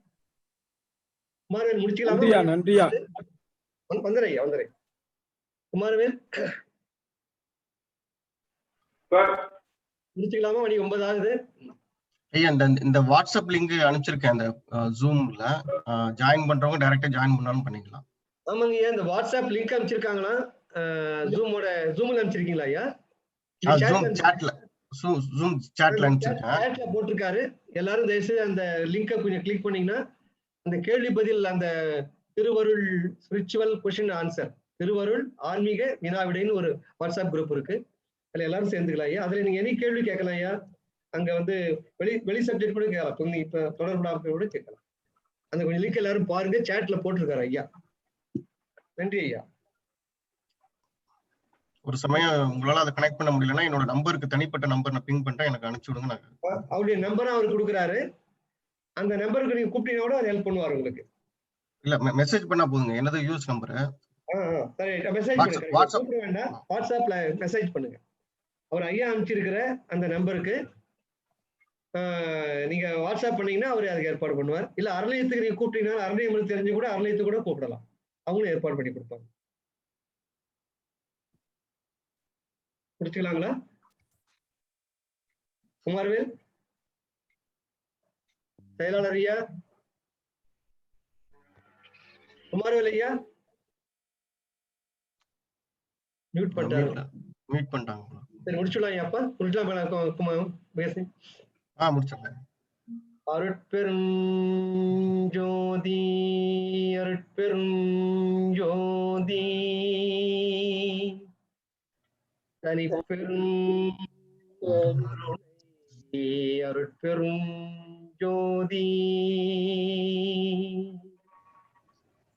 திருவருட்பிரகாச வள்ளலார் திருவடிகளே சரணம் சரணம். சர்க்குருநாதா சர்க்குருநாதா சன்மார்க்க சங்கம் தழைக்க அருள் தாதா. எல்லா உயிர்களும் இன்புற்று வாழ்க, வள்ளல் மலரடி வாழ்க வாழ்க.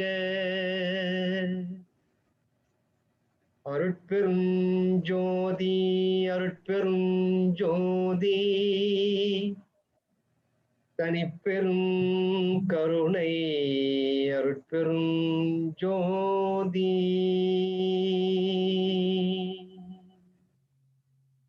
திருச்சிற்றம்பலம்.